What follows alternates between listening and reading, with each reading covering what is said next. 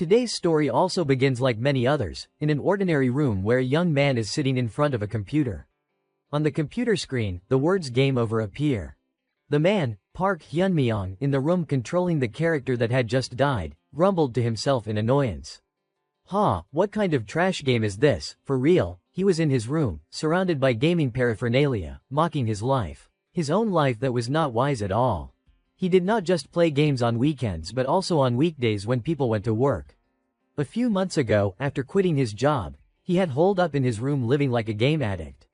Well, he had been doing that even before quitting, so it was probably the 5th year now. 5 years just burying his head in a single game. He saw his life as legendary in the worst sense and gave it the name Panginia. Panginia was briefly popular about 5 years ago. The developers advertised with an outrageous and sweet bait. If you beat the game, we will grant you a dream. Idle people jumped in to try but ultimately everyone failed. 5 years passed, no one had cleared it. The number of players plummeted miserably. Now, if he did not log in, the online player count was 0. Panginia was famous for its brutal difficulty from the day it launched. He still remembered the complaints from players back then. If you die, you lose all in-game items. Is that fun? I will quit this damned game. Is this game made for dogs to play? They told all kinds of horror stories. Bosses that made you wonder if they were designed to be unbeatable. Teammates betrayed you without warning. Named NPCs would hunt you down if you off-keyed. He remembered that unwritten rule. Named NPCs were the strongest beings in the world. Players could not win against them. If they targeted you, it was as good as character deletion, but the worst of all was the death penalty. If your character died, everything disappeared instantly, meaning death was starting over from scratch. It was truly insane. Because of that insurmountable difficulty, the game's brief fame fizzled out to this extent. Could it be that someone was intentionally preventing players from clearing? His character possessed 8 of the 15 known unique items. Now all gone. Were his 5 years disappearing like this? Just as he was sinking into despair, a system notification rang out, pulling him back. Your character data has been deleted due to the death penalty. You have received 1 million soul points. Soul points received when a character dies. Soul points. Are items, everyone. He was stunned. 1.6 million items, unique items sure gave a lot of points. He realized the hundreds of characters deleted so far combined had not even reached 80. You receive items corresponding to the value of the dead character. Items could be invested when creating a new character. The key was, the more items you invested in a single talent, the easier the growth path. There was once an addict who poured 10 into a swordsmanship talent and died with the title, Grand Sword Master. The investment limit for each talent was 10, and now he received 1.6 million items, practically enough to pour into everything. Normally he would choose the magic talent for stable running, but this time he clicked random. After all, he would never clear it anyway. This would be the first and last time playing to his heart's content, then deleting it forever. A memory suddenly surfaced from 3 months ago. He was talking to his girlfriend, her face sad and pitying. I am sorry. Hyunmyeong. He was puzzled. What are you talking about? She continued. You are a good person, but I can't date someone with no future forever. I am at the age where I need to think about marriage. She said all her friends were dating or marrying guys working at big companies. Reputable names. But you. She blurted out and then stopped. That is enough, I am leaving. I hope you live well.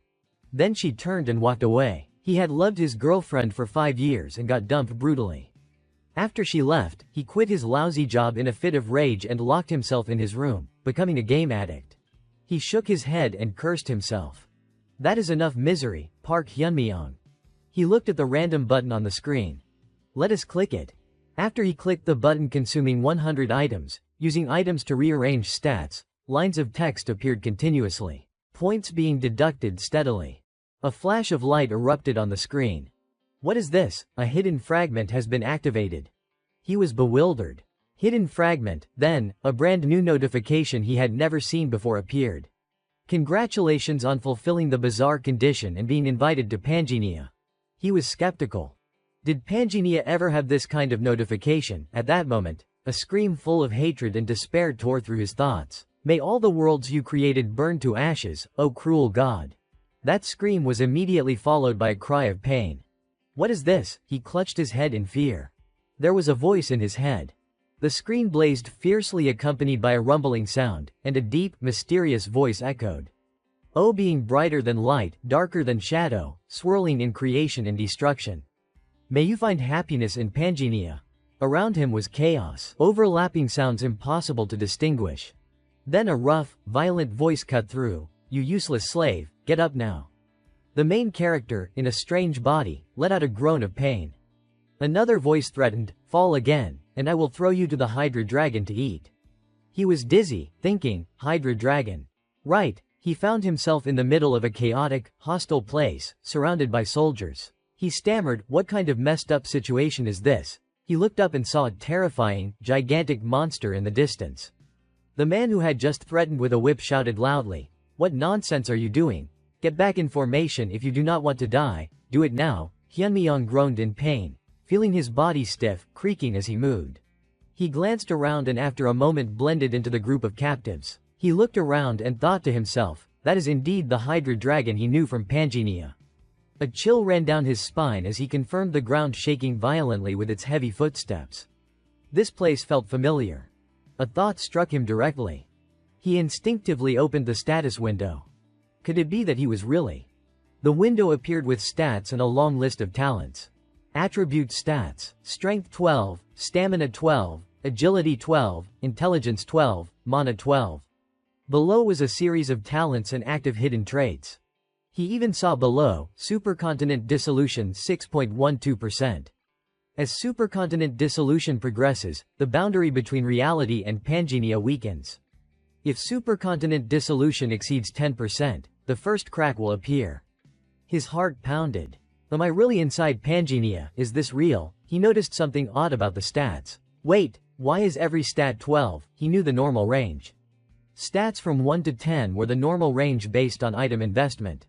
Why is it like this? Dense talents, stamina, physique, intelligence, senses, sword, shield, spear, blade, dagger, archery, light, darkness, fire, water, earth, wind, aura, art, knowledge, leadership, observation, 13 hidden traits.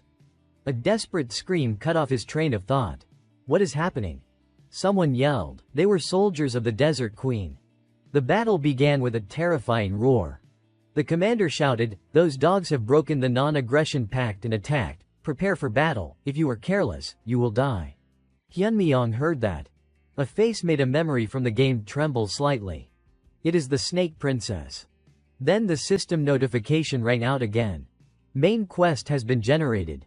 What? Main quest step 1, survive. Rewards will vary depending on the result. Failure is death. Both the in-game body and the body in reality will die. His head spun. Survive, cries of agony and gasping breaths surged like a storm. A rain of arrows flew in, taking the lives of slaves and people around alike. Amidst the chaos, a notification appeared.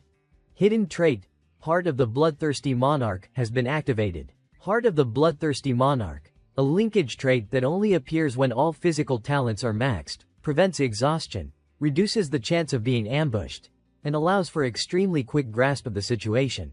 He looked at the screams and the chaotic scene of battle. The truth hit him with cruel clarity. If he just stood here, he would die.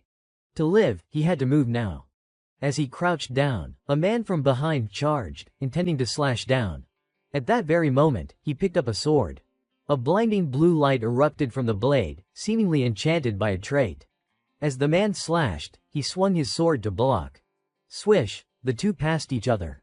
The other man, his entire body soaked in blood, collapsed. Another hidden trait activated. Weapons Master has been activated. At the same time, another group wielding weapons charged at him. You damned slave! Just as the soldier thrust his spear, Hyunmyeong's sword cleaved the spearhead in two. Hyunmyeong tightened his grip on the weapon in his hand, feeling both surprised and excited at how naturally and expertly he wielded it. Even though it was a weapon he was using for the first time, he handled it like a master. Moreover, he could even see the trajectory of the enemy's sword. He dodged the attack, his focus reaching its peak, feeling as if he could predict the direction of the strike before it happened. After seizing the enemy's axe, he did not hesitate. He immediately swung it down. Fresh blood dyed the surrounding ground red. Seeing this, an enemy soldier covered his mouth in terror. "Is this guy a monster?" the soldier next to him continued. "I thought the entire scouting legion was too injured to fight." A system window appeared. Hidden trait. Due to the effect of skilled hands, your weapon proficiency will increase faster. Sword proficiency has reached level 6. Spear proficiency has reached level 6. The max level is 10, and he was already at 6. Level 6 meant he could wield it like a renowned knight. Is this the power of a hidden trait? Hyunmyeong was stunned, finding it hard to believe yet gradually understanding. Just surviving until now with his level was already over the top. Without the hidden trait, this could not have happened. But even miracles can't last forever. There were at least 500 troops gathered here, and he had to survive among them. My god, what kind of quest is this? This is absurd. Hyunmyeong looked at the dense encirclement around him, his heart bitter and furious because his survival rate was practically zero. Scene changed to another place, a vast, gloomy great hall. A woman's voice rang out. Has the scouting legion to the demon realm failed? Is that correct? The snake princess in the darkness replied. That is correct. Then the woman seated on the throne added, if it is revealed that the desert city of Faisalmer did not participate in the expedition, the fools of the central continent will blame the failure entirely on us. We must prevent that at all costs. Snake princess, you are to go immediately to the Kalsman desert. Kill every survivor of the scouting legion. Erase all evidence showing Faisalmer sent no troops and anything that could connect us to this failure. If you do well this time, I promise to lift your curse. The snake princess gritted her teeth, accepting the order. Her expression was a mix of determination and obsession with the reward. I understand. Then the woman on the throne added, remember well. You must not fail. Back to the battlefield. The sand dust gradually settled. It is all done. There was one slave still holding on. The snake princess asked again. One slave, surrounded by scattered corpses and blood everywhere. Hyunmyeong stood straight, holding his sword, breathing heavily. Then a system notification popped up. Your level has increased to level 2. Hyunmyeong remained standing there, bruised all over but alive. Health and mana had been restored. Fatigue had been eliminated. His body felt refreshed, though his spirit remained heavy. The soldiers prepared to charge and attack, but the voice of the snake princess rang out. Make way for me. Upon hearing this, the soldiers exclaimed, Princess. They were startled by her sudden intervention. Hyunmyeong glanced over and recognized her immediately, his gaze full of bitterness. She is finally here. A character profile window appeared, Isabella Vondijan, level 8. She cannot leave this area due to an abnormal state from the Desert Queen's curse. Stats, talents, skills. Your understanding of this character is too low to confirm. Hyunmyeong assessed the situation. Level 8. No matter how many times he tried, he could not win. Since the max level in Panginia is 10, the benchmark for distinguishing the truly strong is level 7. From level 7 onwards, the real gap becomes apparent, and the level difference is almost impossible to overcome. Level 8 meant she was among the strongest, practically anywhere. To put it bluntly, she was at the level of a boss from notable factions. Facing her like this was nothing short of a disaster. He analyzed quickly, his mind racing frantically because the situation was so terrible. The snake princess looked down at him, tilting her head slightly with curiosity. HMPH, your performance was quite interesting. But you must die. Her voice was icy cold, decisive like a death sentence. Hyunmyeong stood firm, a flicker of defiance in his eyes. The reason he played Panginia, the game cursed for its extreme difficulty, was that no matter how hard it was, he always found a way to beat it. That is right, he was the odd one among the oddballs, and if he guessed correctly. Memories of being a hardcore gamer flooded back, bringing with them a wave of tactical clarity that overwhelmed his fear. Then, just as the snake princess was about to attack, he spoke straight to her face. Don't you want to have the queen's curse lifted? The snake princess's eyes widened, the calmness on her face shattering into surprise and suspicion. She demanded in a low voice, who are you? Hyunmyeong put on an air of mystery, confident as if he knew everything. I have learned the essence of stars and guide humanity to them. I am a keeper of the stars. I can help you lift the queen's curse so you can leave this desert. He maintained a truly supernatural aura, a bold bluff. The snake princess stood frozen, taking a slight breath. Hyunmyeong thought to himself, Keeper of the Stars was a class of NPC that players only encountered after reaching the maximum level. This class was meant for NPCs, so of course he was not a real Keeper of the Stars. But to lift the curse state from the Queen, she needed the blessing of the stars from a Keeper. Stars, because to escape the curse, she was forced to listen. The reason she likely wanted out was simple. Isabella von Degen was a character I created. He recalled all the in-game data. Alongside that thought, her in-game profile became clear. LV8 Isabella von Degen was a pitiable character he had abandoned because he chose the wrong starting point. The Queen's Curse, from a player's perspective, was merely a newbie map restriction mechanic, but a player's character was created to travel the world and reach the game's ending. Yet, he had left her trapped here, bound by the Queen's Curse. Isabella regained her composure and asked, "What is your name?" Hyunmyeong answered immediately. "Randolph." The system confirmed, "Your character name has been set."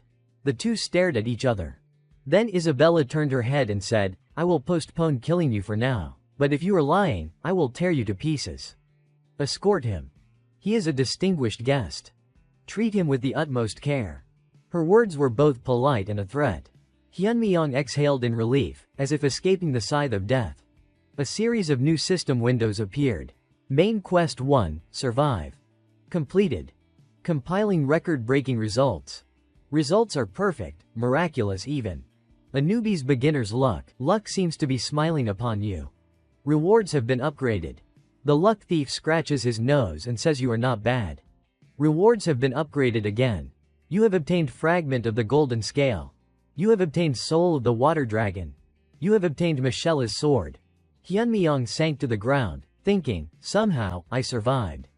Total points, 220. Your result will be recorded in the Hall of Fame for the main quest. Scene changed to evening at the mansion. He looked at the pile of legendary items that had dropped. Soul of the Water Dragon can summon and control a water dragon. Strengthening may allow learning of hidden abilities via Michela's Sword. The giant knight who slew the first water dragon carried the water dragon's curse and Michela's soul. Stats when equipped, strength plus 20. If used by one who knows honor, activates Michela's power. If all three pieces of Michela's set are collected, can use Descendant of the Sky Dragon. The soul of the water dragon was famous for having dropped only once since the game's launch. Michela's sword was a must-have early game item. He had not expected to get both at the same time. He was incredibly excited. But what was the Fragment of the Golden Scale? He focused on the last item. Fragment of the Golden Scale allows synchronization between reality and Panginia to be toggled on, off. Can be used within 24 hours at the Golden Scale shop. Synchronization between reality and Panginia. He was speechless, not understanding this unheard-of function. Later, while bathing at the door, 3 attendants in revealing clothing entered and asked Hyunmyeong, "Shall we bathe you, sir?" He turned his head and answered immediately, "Just wash my feet." Then Hyunmyeong assessed the situation. "Ah, I see. They're Isabella's handmaidens. If I show a reaction, she will become suspicious because a keeper of the stars should not be swayed by desires." Calm, calm, calm. He tried to maintain a cold demeanor and immediately opened the system. On top was the server ranking list. And at the end, a line of text that surprised him appeared, until Panginia's collapse, 7.66%. As collapse approaches, the boundary between Panginia and reality shatters. When collapse exceeds 10%, the first crack will appear. Reading this line made him think in surprise, what the hell is this now, the boundary between Panginia and reality? He saw the rankings and a chilling collapse percentage. A more detailed Hall of Fame window appeared. You can leave your name in the hall according to points earned. Main Quest 1, Survival ranking has been updated. Rank 1, 220 points, Randolph.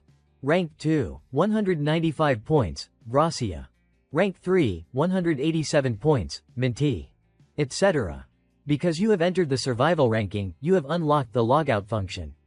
Be careful, as your character will be in a vulnerable state while you are logged out. He froze, his eyes wide with disbelief. Gracia. And the others I used to play with. I thought they quit the game because they suddenly disappeared. So they were also summoned into this world like me. He realized he was not the only one trapped here. And more importantly, the logout function. He could leave here. He could escape this damn game. Hope surged violently within him. Wanting to be alone, he quickly said to the handmaidens, "Stop. Everyone, out. Now. Is it time for you to commune with the stars?" one handmaiden asked, bewildered. "Yes, but the snake princess instructed us to attend to you," she said. Randolph interrupted, his voice urgent, "If I do not commune in time, I will lose all my power. Go ask the princess if she wants that. Tell the princess I will meet her after the communion is complete." He used his Keeper of the Stars guise to drive them away. The handmaidens bowed and retreated, saying, "May you commune comfortably, sir." Hyunmyeong let out a heavy sigh of relief. Phew, luckily that lame excuse still worked. I was afraid I would be stuck here. But now they are gone. I am escaping this stupid game. He raised his hand and pressed logout. Please place your character in a safe location. Next, if your character dies, you will die in real life. Logout complete. He returned to the real world. Immediately, explosions and blinding flashes. "Ah, help," people screamed chaotically. Emergency broadcast sirens blared, announcing an emergency disaster. An attack of unknown origin at 1432. An alert message was sent to Hyunmyeong's phone. All citizens of Seoul, Busan, Daegu, and Gyeonggi must evacuate to the nearest underground shelter. Dizzy, he looked around. The scene of chaos and ruin replaced all his relief. What is this? Oh my god. Why are there monsters from Panginia in real life? He stood frozen in horror, watching the monsters rampaging through reality. At the same time, a golden scale fragment fell from his body. The memory fragment of what had just happened surfaced from that power. The princess and the game system in reality. Hyunmyeong looked up at the ceiling in his familiar room. He thought, this is my room. Did I doze off while playing the game? He clutched his head with an incredulous look, his eyes full of doubt. Of course, how could that be real? This is not a novel, is it? He sniffed, trying to shake off the bizarre events from the game world. Being sucked into a game, that is ridiculously unbelievable. But the memories were too vivid. Suddenly, his eyes widened when he saw something strange in the room, lying on his desk, a weird, fragmented scale. What the hell, since when has this been in my room? A wave of panic swept over him. The truth of the game hit him head on. Could it be? Does that mean everything was real? He hastily pocketed it in his pants and looked at the screen. What about the game? The screen displayed a page not found, error. He stared at it, turning pale. The game's homepage was gone. It was fine just a while ago. Since when? Right at that moment, from outside, desperate screams rang out. The scene on the street was chaotic. A small figure shrieked in panic. "Help me, a monster," running and screaming, "Run away." The sound of gunfire echoed in the air as police struggled with the monster. Emergency, emergency, unidentified monsters have appeared in multiple locations. Requesting backup. Emergency alerts flashed across the sky, reporting attacks in major cities, Seoul, Busan, Daegu, Gyeonggi, and nationwide. Please evacuate to the nearest underground shelter.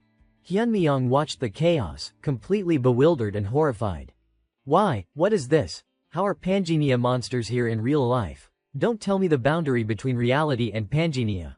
He remembered the system from earlier displaying like a countdown, until Panginia's collapse, 7.66%. As collapse progresses, the boundary between reality and Panginia will disintegrate. When collapse exceeds 10%, the first crack will appear. He looked around. What should I do? If game monsters are roaming real life, then maybe I can use game items out here too. He tried to summon an item. A sword flashed into existence and a swirling light like a soul. Michelle's sword. Soul of the water dragon. Damn it, how do I use it? In the game, it is just a double click. Then he looked back at the system. Fragment of the broken golden law. Fragment of the broken golden law allows synchronization between reality and Panginia to be toggled on, off. Remaining usable time at the golden law store, 24 hours. He clenched his fist, recognizing his own limitations. His real-world self could not do anything against those monsters. With a determined groan. He activated the fragment. A blinding light swallowed him, and a system notification confirmed, synchronization complete. Remaining time for fragment of the broken golden law, 24 hours. Scene changed to a tense moment for a family. A mother held her young daughter. The little girl asked, confused, "Mom, where's Dad? Why has not he come?" The mother tried to stay calm. "Dad will be here soon. Yunji, I must." but a loud noise interrupted. She froze in horror. In front of them, collapsing rubble was closing in. The mother screamed. Then, only the stunned child was left outside, watching her mother buried under the debris, crying out, "Mom!" The mother, her body bloodied, still tried to comfort her. "Yunji, Mom's okay. I am fine. Run, quickly." At the same time, a kind stranger rushed over. "Are you alright?" The injured mother managed to reply, "I am fine. Please, take the child. Help her." Yunji wailed, "Mom." The woman hugged the child and said, "I am sorry, sweetie. I promise I will help you." From behind, a monster's shadow drew near. She turned to look. As the monster prepared to strike, she closed her eyes in despair. "Am I going to die like this?" Just as death was imminent, a sharp, cold slicing sound rang out. The monster's entire body was cleanly severed in two. Hyunmyong's sharp, murderous gaze appeared. He unleashed dozens more slashes, completely finishing off the monster. The woman opened her eyes, dazed, thinking, "I am alive." She looked at Hyunmyong's back and wondered, who is this man? Hyunmyong, having synchronized his power, had rushed out to slay the monster. Right then, from behind, another shadow lunged. A monster appeared behind him. She panicked and shouted a warning. "Watch your back." Hyunmyong did not flinch. Just as it approached, a dragon from the game appeared and bit the monster to death. Dragons appeared as if they were his pets. The woman holding the little girl exclaimed in shock. He climbed onto the dragon's head but did not forget to tell her, "Stay put." The scene was both majestic and horrifying. Witnessing this, she was completely overwhelmed, her mind reeling. "Am I dreaming?" She looked up at her savior, trembling, and asked in astonishment, "Who is that man?"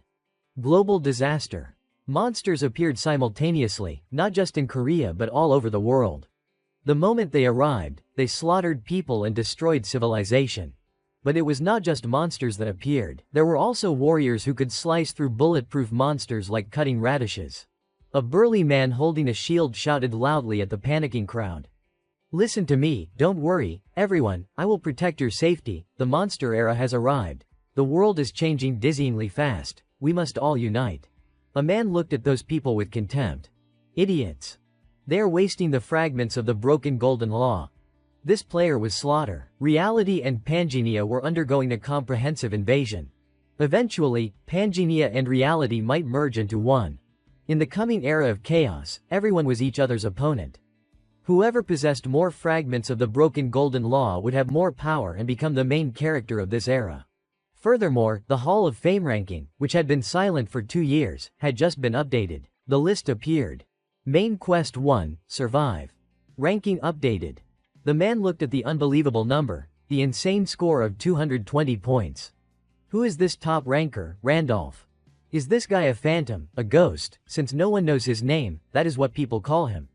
The first person to organize a large NPC expedition called the Great Demon Realm Expedition nearly cleared the game. Memories of the expedition's tragic end resurfaced. Of course, the expedition ended in disastrous failure. The number 1 player of Panginia was unquestionable. He must have been summoned into Panginia at the exact moment the expedition failed, because upon death, one is summoned with their strongest character. When summoned, appearance changes and equipment resets, but the talents from the previous character are retained. The only one who could achieve such a high score. Scene change back to Hyunmyong. He was deep in thought. Monsters and summoned players had appeared in reality, all in their Panginia character forms. I am starting to grasp the situation. The Demon Realm expedition where I almost cleared the game with my final character. The closer I got to the goal, the hired NPCs I had recruited began to sabotage the progress. Even the friendly, allied NPCs betrayed me. Even considering all possibilities, that sabotage went far beyond the game's normal mechanics. But what if those saboteurs were all players summoned like me, players who did not want the game to end, or who saw me as a rival? The danger was very clear. They could be targeting me now, just like before. In that case, with the boundary between reality and Panginia already collapsing, I can't just keep hiding in a logged out state anymore. For safety on both sides, I must get stronger. As fast as possible. Hyunmyong stepped forward to face the Snake Princess. She looked at him and asked, "Have you finished communing with the stars?" He maintained his Keeper of the Stars guise and replied, "Yes. I have come to keep my promise to you." But I have one condition. She narrowed her eyes, both curious and wary. A condition, she signaled for the handmaidens behind her to leave. Then Hyunmyong's voice rang out. Take me to the Holy Land. She stiffened and asked, you want to go to that insane Holy Land? Hyunmyong was resolute, thinking to himself, if the first main quest was, survive, then the second quest is to, receive a class. Right here, I can obtain it. Then he said aloud, there is a star there, is not there? A quest window appeared, confirming the objective. Main quest 2, receive a class. Rewards ranked by class received. You can receive a class at the Holy Land. Quest ends immediately upon receiving a class. Scene changed to some time later, at a crumbling tower. The Snake Princess alone eliminated the group of people with heavy killing intent. Hyunmyong looked at her and thought, it took her less than a few minutes to deal with all those guards. Having her as an ally is indeed reassuring. He recalled the exchange just before that. She had repeated his words. A star, huh? Hyunmyong had narrowed his eyes with certainty and explained, yes. Even though it has been hidden very well. Hyunmyong sank into thought. The fourth star, which I accidentally found when raising my previous character. I am probably the only player who knows its exact location. Then he had played his trump card, striking directly at her deepest desire. Only by obtaining a star can the curse be broken by the protection of the stars. Scene changed back to the present. Hyunmyong looked down and smiled self-mockingly, feeling he was risking his life. If I had failed to convince her back then, that head rolling on the ground would have been mine. He turned his head and said to her, we are here. This was the Holy Domain. A system window flashed. Side quest, explore the Holy Domain. Rewards received according to exploration percentage. Warning, recommended level for exploring the Holy Domain not met level 8. This place is full of poison and demonic energy. If your magic power is insufficient, do not enter. Hyunmyong muttered to himself. Originally a place where a level 2 newbie was not allowed to enter. It is protected by an ancient dragon. If not for my hidden traits, I would not even be able to step in here. He reminded himself of his ultimate goal. With the Snake Princess as she is now, if we complete exploring the Holy Domain as a side quest, the rewards will be huge. But right now, it is not about side quests. Main quest 2, receive a class at the Holy Domain. This quest ends the moment a class is obtained. Rewards vary depending on the tier of the class received. Then he told himself, I will be able to receive that class. At the cliff's edge, she looked down, probing her surroundings with a suspicious gaze, then flashed a bright smile, turned to leave and said, seems we took the wrong path. Even adults make mistakes sometimes, right? He stopped her and asked, where are you going? She replied, the bridge ahead is a trap. If you do not know and just cross it, it is designed so the downward wind current sweeps you off to fall. Such a simple trap. Did you think I would not notice? Hyunmyong cut her off teasingly. Are you scared? I did not expect you to be that type of person. The Snake Princess immediately bristled, her eyes flashing with wounded pride and anger. This body does not know what fear is. Listen clearly. I am called the Snake Princess. Hyunmyong's smile widened. She is more scared than I thought. She insisted, clearly provoked. I said I am not, she added a feigned excuse. It is most likely a trap. And besides, my leg cramped at just the right time, so there is nowhere safer. She was immediately cut off. Hyunmyong crouched down and said, then there is no other way. I will carry you on my back. She froze and exclaimed, oh my god, do you want to die? Hyunmyong brushed it off and continued, you said your leg is cramped and we have no time. Climb onto my back. When dawn breaks and the dead warriors are discovered, if you are not in the right place, you will be suspected. And the Queen's pursuit squad will be formed. Letting me carry you and run is better than being paralyzed by fear. She was speechless, her mind full of indignation. If it were not for the cramp, I would not be doing this ridiculous thing. In the end, she reluctantly climbed onto his back. Hyunmyong said calmly, all right, hold on tight. Then Hyunmyong stomped his foot to gain momentum and ran in a different direction. Seeing this, she hurriedly shouted, hey, where are you going? That is the wrong direction, there is no exit over there. A notification popped up. Hidden trait, aberration, activated. Secrets invisible to the human eye. The attribute allowed him to see a transparent bridge appearing before him. Seeing Hyunmyong running in mid-air, she frowned and asked, is there a path I can't see? Hyunmyong confirmed, yes. This is the real path. Doubt arose in her heart. How does he know a path that even I, the second-ranked person here, do not know? Moreover, he is not even out of breath, despite the holy domain's poisonous and demonic energy being everywhere. It is strange to the point it can't just be explained by magic. Hyunmyeong thought mockingly, I did not expect the second-ranked person to be afraid of heights. Hearing that, she yelled, shut up, then she thought to herself. How dare you be so casual in front of me? Do you want to die? It is not the characteristic relaxation of the strong, but an overly normal feeling. For a level 2 guy talking to someone of my level as if facing a long-lost friend. She asked directly, have we met before? Hyunmyeong gave an ambiguous answer, his eyes distant. We have not met in the same space. She was even more confused. What does that mean? He continued. It means I have seen you, but you have never seen me. As they charged forward, a gentle layer of magical membrane appeared before their eyes. A domain barrier. Light enveloped them both, and then they were teleported to a place with a clear blue sky and beautiful grassy plains. Hyunmyeong thought to himself, a domain barrier. Only those who follow the secret path and see it can come here. If I remember correctly. Next, from some rocky crevice, a giant golem, constructed from stone, appeared before them, roaring and shaking the heavens. The guardian this time is a golem. Looking at the size and the runes on its chest, it is at least high tier. At my current level, even a light touch would mean instant death. Then he turned and asked her, your leg cramp is gone, right? The snake princess replied icily, as if giving an order. Don't be insolent anymore. Be quiet and watch. The golem lunged forward, throwing a fierce punch. Just as it charged with terrifying speed, she simply flashed a bright smile, and then, wham! The monster's entire body cracked into many pieces and shattered. She added, it will be over soon. Then she drew her sword, her strikes fast, precise, poisonous, and lethal, cutting them down one by one.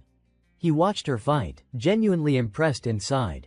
An assassin-type person being this strong. Even though she is a character I raised, it still feels absurd. The golems were defeated. Hyunmyeong looked at the result. Level 8 is truly on another level. He watched the golems collapse with a loud rumble. The system reported, you can receive the class, Golem Artificer. He was startled. Oh, the system counts the kills she made as mine. Does it think we are party members? He evaluated the reward. Control, summon type classes are very rare. Golem Artificer is a pretty good class. In terms of tier, it is at least high tier. A choice appeared, you can receive the class, Golem Artificer. Accept or decline. He clicked decline because there was a class he needed more. Suddenly, the ground shook violently. A roar like thunder echoed throughout the holy domain. The system issued a terrifying alert. The king who is the mountain, where the nameless star is buried, is enraged by the intruders. Hyunmyeong looked at the towering giant mountain, feeling excitement and anticipation. Finally, it is here. The ancient god protecting the star, the ancient king Dramit. The screen flashed with another warning for the user. Warning, the player's level is far below the recommended level for the holy domain level 10. The male lead thought, finally, it has revealed itself. His eyes locked onto the colossal figure that had just emerged before them. The pressure from the presence of that creature was so heavy that he instinctively stepped back. She turned to Hyunmyeong, her gaze suspicious and challenging. This is the guardian of the holy domain. Hey, you are not planning to lead me here and then make me fight the guardian of the holy domain in your place. Are you? Hyunmyeong, despite the terrifying sight, forced a calm, reassuring smile. Don't worry. It looks like that, but it is actually quite docile. It won't attack first. But right at that moment, his memory did not match reality. It lunged with its claws, opened its huge maw and snapped, the snake princess barely dodging and falling to her knees. Hyunmyeong looked at her and chuckled softly. She glared at him furiously, full of killing intent. Then he looked at the snake, Dramit. That is weird, I remember it being a friendly guardian. She yelled loudly. And this is, docile, her voice was strained with disbelief. The giant guardian. A thunderous voice echoed. Challenger of the holy domain, prove you are worthy of defeating me.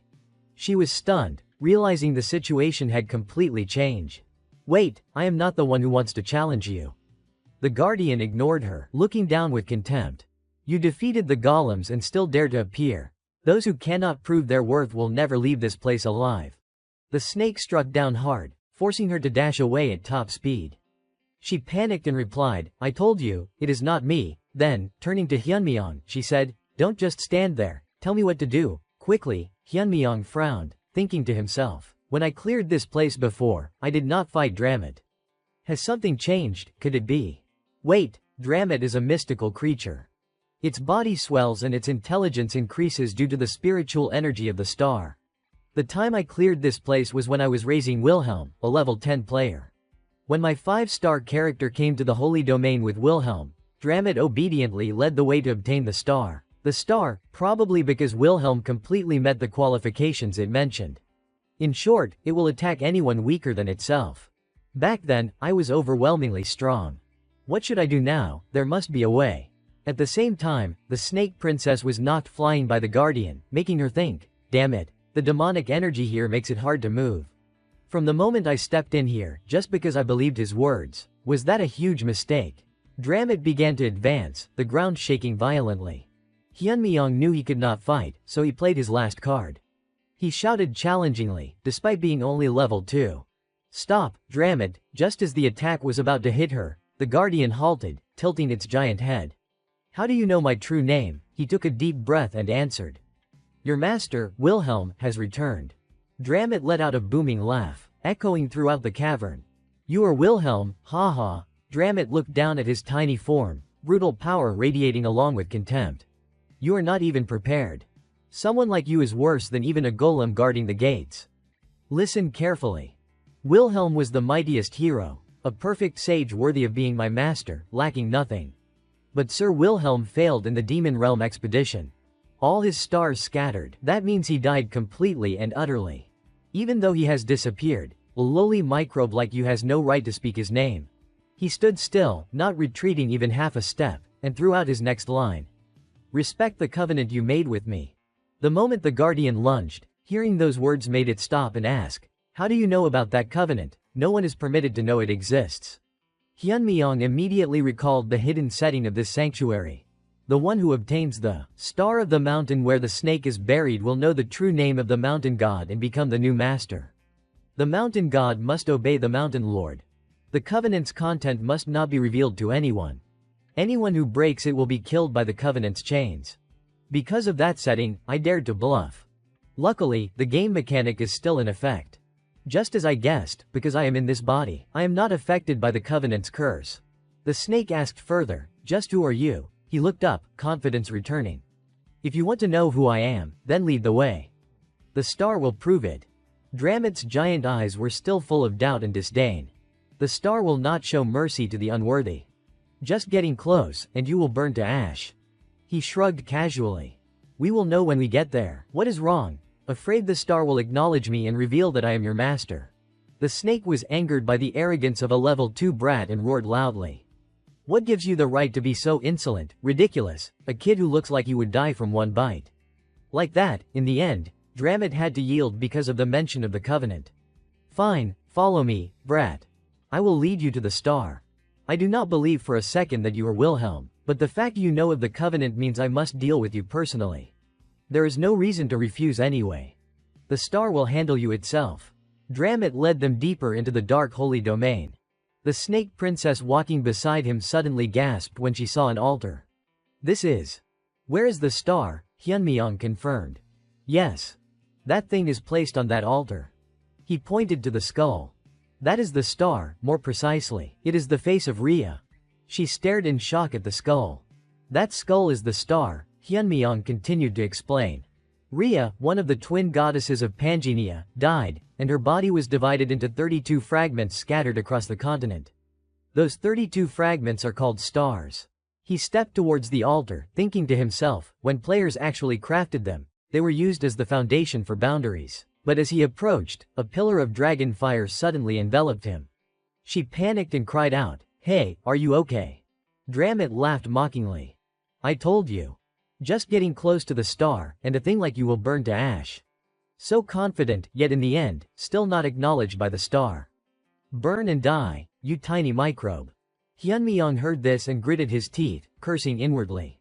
That bastard really said that, but he clenched his teeth and endured the pain. In the game, there was only one case where the star killed a player, when one bypassed Dramit and tried to take the star directly. No matter how I came here, I still passed through Dramit first, so I knew it would be fine. The real problem is whether I will get the class one want. The information said that if you take the star without having a class, you will receive that class. I have never tried it myself, only knew it by chance. Please do not fail me now. He concentrated. Suddenly, a series of potential class names flashed: Master Craftsman, Giant of Fortitude, Golden Bamboo Blessing Beast King, Aberration, Celestial, Durjan's Harmony with Nature, Grand Sage, Glutton, Meritorious Steel-Blooded Monarch, the one who defies destruction. Then the list stopped at a final notification: Success. Demon Power has been converted into Holy Power. Main Skill, Tide Rush, Level 1 and Support Skill, Blessing, Level 1 have been added. Effect, Star Embodiment, all stats have been added. The inheritor will receive greater power depending on the type and number of stars possessed. Even in a transcendent state, the oppressive effect did not disappear. His entire body shone. She stared wide-eyed in astonishment. He absorbed the star. Hyunmyeong, now filled with power, turned to her. His voice was calm yet commanding. When the curse is lifted, what do you wish to do? She was silent for a beat, then answered, her voice subdued yet clear. To leave the desert. I want to return to my bloodline. The Durjan clan. He nodded. The aura of one in authority gradually stabilized. I will bestow a blessing upon you so you may leave the desert. But there is one condition. Hearing this, she grew wary. A condition? He looked straight at her and made his demand. Serve me for 1 year. After that, I will grant you freedom and help you find your bloodline. Hearing this, she paused for a moment. Remembering the majesty of the queen. Hyunmyeong placed a hand on her shoulder and replied, I am not the queen. I do not lie. She thought for a very long time, then bowed her head in acceptance. I will follow you, my lord. Hyunmyeong replied, a wise choice. And Dramit, the master of the star, is also your master, correct? Dramit, filled with authority yet forced to submit, lowered its head. Yes. He narrowed his eyes and smiled coldly, giving an order. Then bow lower, kid. A final system window summarized the achievement. Main Quest 2, receive a class. Calculating results. Unprecedented results. Results that would make anyone tremble. Total points, 230. Has been updated in the Main Quest Hall of Fame. Newbie's Luck. The lucky constellation is smiling more brightly upon you. Rewards have been upgraded further. The adventurous constellation praises your daring. Rewards have been upgraded further. Several constellations of the Pantheon have begun to take notice of your journey. Scene changed to the palace, where the cold, stern queen was ordering her subordinate. Isabella infiltrated the holy domain with a slave she captured. Bring them back here immediately. The subordinate received the order, preparing to act. Scene changed to the real world. A group of people are discussing a mysterious player. Could it really be the Phantom? A second person, more confident, asserts firmly that it must be him. Even ignoring the main quest line 1, achieving a higher class acquisition score than Gracia is impossible. Unless that person knows the game inside out. Phantom, the ultimate veteran, has finally appeared. This is going to cause a huge uproar. Red Shirt wonders, can we contact him before the others? The woman replies, how? We have been searching for years without success. Red Shirt suddenly realizes that is because before, Phantom was a virtual player. Now he is a real player. There must be a way. Blue Shirt proposes a fishing plan. How about trying to bait him, since the secret auction house has opened as part of the main quest line 2 rewards? Phantom will definitely use it, right? The woman ponders. He will need tons of items if he wants to top main quest line 3. Fishing can be done at the secret auction. You put up a high-end item for a dirt cheap price. Then, use the twin ability of a certain type of charm to attach a tracking ability onto the buyer. The consequence for the inexperienced. Newbies who do not know this trick often buy cheap stuff, then get tracked, robbed, or killed. Red Shirt worries, but would someone like Phantom fall for it? If he really is Phantom, he knows every charm in the game. The woman counters with a determined expression. Actually, he might fall for it. He failed, but he still dared to initiate the great expedition. That level of decisiveness is completely abnormal. If he sees a good deal on the auction, he might just buy it. If you want to challenge him, by all means, you must meet him at any cost. Even if you get the wrong person, invite him into our guild. Whoever he is, he will join my guild. It has to be me, not one of those other crazy guilds. I wonder what he is like in real life, a CEO, a chaebol heir. A voice rings out from a phone. Hello, if you are in danger, please scream. In a quiet alley, a system window notifies. The rankings have changed. You have fallen off the class acquisition ranking. The Hall of Fame has been updated. Main Quest Line 2, Class Acquisition Ranking. Player Slaughter's rights for Main Quest Line 2 have been revoked. Your eligibility to participate in the secret auction has been cancelled. Slaughter is heavily shocked. Randolph has 230 points. What kind of monstrous class gives that many points? He lowers his head and growls. Looks like I won't be able to use the auction for a while. Not that it matters. Slaughter's eyes flash with a vicious glint. I just need to kill anyone in the top ranks, and I will climb back up. Scene change to Hyunmyeong. At the same time, the side quest to explore the Holy Domain has been completed. Exploration rate, 100%. An unbelievable number even to witness firsthand. You are the first to perfectly explore the desert Holy Domain. Achievement, first conqueror of the Holy Domain obtained. Side quest reward, you have obtained Beginner's Teleportation Book. A magic book that teleports you to a previously explored location. Usage time, 30 seconds. Once per day. Saved location, Desert Holy Domain. Hyunmyeong is riding on the Guardian, thinking to himself, convenient. Riding it is not as uncomfortable as I thought. I can escape the Holy Domain and complete the exploration at the same time. Truly killing two birds with one stone. The Guardian Dramit's voice reminds him. Turning right ahead. A 100-meter slope in front. A notification appears, experience accumulated. Level up. He exclaims, oh, finally level 3. It is indeed slower compared to normal characters. The status window appears. Class, Star Inheritor. Level 3. Strength 36 plus 5, Stamina 36 plus 5, Agility 36 plus 5, Intelligence 36 plus 5, Stellar Energy 36 plus 5. He sighs, looking at the short stat list. The more stats, the more experience needed. My required experience is probably 10 times the norm, but in return, the stat gains are higher, so I can't complain. He shifts his attention to the newly received item. 2 extremely rare items for his current level. One of them is Cloak of Shadows. Activating it turns the wearer invisible. Basically a free stealth skill, not bad. Suddenly, Dramit speaks up. Master, intruders detected within the Holy Domain. Hyunmyeong is surprised. What? The Snake Princess turns to him and adds, probably the Queen's pursuit squad. Hearing this, he replies, well, we have been in the Holy Domain for quite a while. She adds immediately, what will we do? The Queen won't come personally, but the pursuit squad has very large numbers. Even with the Guardian, I fear we can't handle them all. Hyunmyeong calmly replies, Dramit is the warden. Why should we fight? Hearing this, she understands and slaps her hand in surprise. Moments later, Hyunmyeong picks her up and runs, saying, Dramit, I am counting on you. Get to work. The snake hearing this breaks out in a cold sweat. A moment later, from inside, panicked shouts are heard. Monster, a giant sea snake appears in the Holy Domain. Exiting through the gate, she asks, it is probably okay that only we left, right? Hyunmyeong replies immediately. Didn't you say the Queen is not coming? Then it will be fine. There is no way the entire pursuit squad arrived in time. This is likely just the vanguard.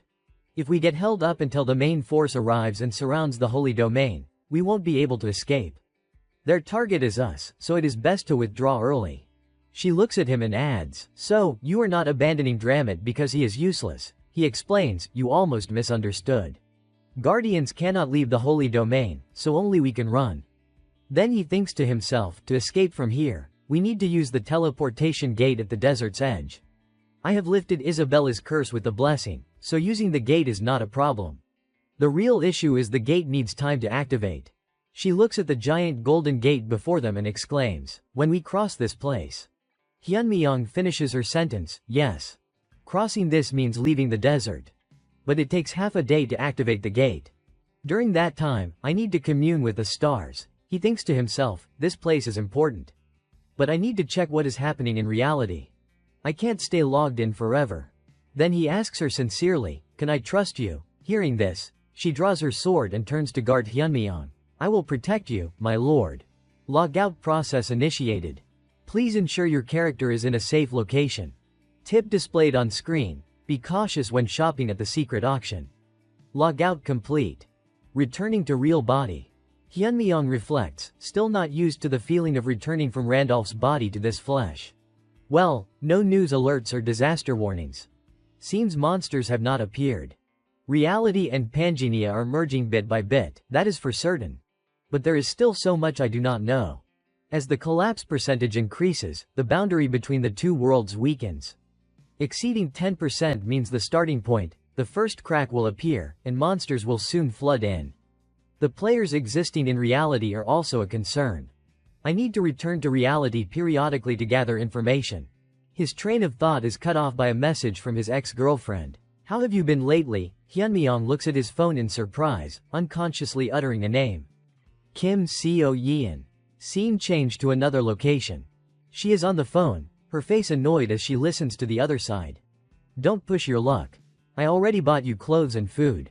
What is your problem, huh? She yells back. Didn't you flirt with me and say you were rich? Now you are being stingy. What did I say wrong? She hangs up, muttering curses at her new boyfriend and comparing him to Hyunmyeong. That guy was poor but obedient. Seeing him approach, Seo Yeon's attitude does a 180. She smiles and replies, "You came early. Sit down. Long time no see. Your aura is completely different. You seem more mature." Hyunmyeong is cold. "Why did you call me so urgently?" Then he sits down and adds, "If you have something to say, say it. I have to leave soon." Seo Yeon thinks to herself, putting on airs, typical poor guy. She starts putting on a sweet tone, bringing up the past. "I guess some things never change. You will always come when I need you, even today.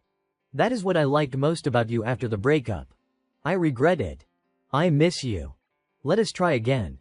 Hyunmyeong looks at a note on the table. "Please order a drink per person seated." He sees this and thinks, she called me here and won't even buy me a drink. Without listening to her further, he stands up.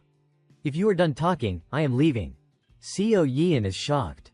"Wait, are not you listening? I miss you because of what happened when we broke up. Back then, Hyunmyeong cuts her off with a fatal question. "Does your new boyfriend know you are meeting me? If you are planning to flirt with multiple guys at once, you should delete all your social media photos, not just your profile picture. I am leaving." His words make her entire face flush red with anger. Hyunmyeong walks away. She hurriedly runs after him, shouting loudly, "Then just listen to me first." The male lead sinks into thought, feeling an unusual calmness. "If it were the old days, I would have panicked." Hyunmyeong realizes, don't tell me Randolph's development is affecting me in real life too. At the same time, on the street outside, an enraged voice yells, "Damn it, I have been nice to you," and the woman screams loudly, "Let go, you pervert." He continues cursing. "What did you just say? You all look down on me to the end, do not you? I will kill everyone." The aggressive man, red-faced with anger, yells, "What are you looking at?"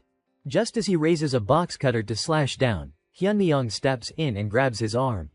Seeing this, he yells in interrogation, "Who the hell are you?" The man screams insanely. Hyunmyeong, with a sharp gaze, drops a cold remark. "That is enough, you bastard."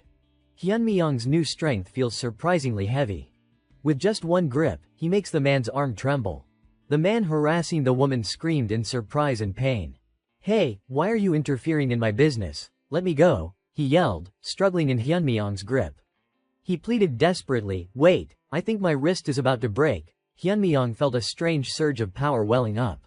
Even without using the fragment of the golden scale, he felt he had more than enough strength to snap this guy's wrist right now. That was not an illusion. His real body had definitely changed. He flung the man aside as lightly as a feather, then said to the woman, "Are you all right?" A relieved voice spoke up, directed at Hyunmyeong. "Thank you.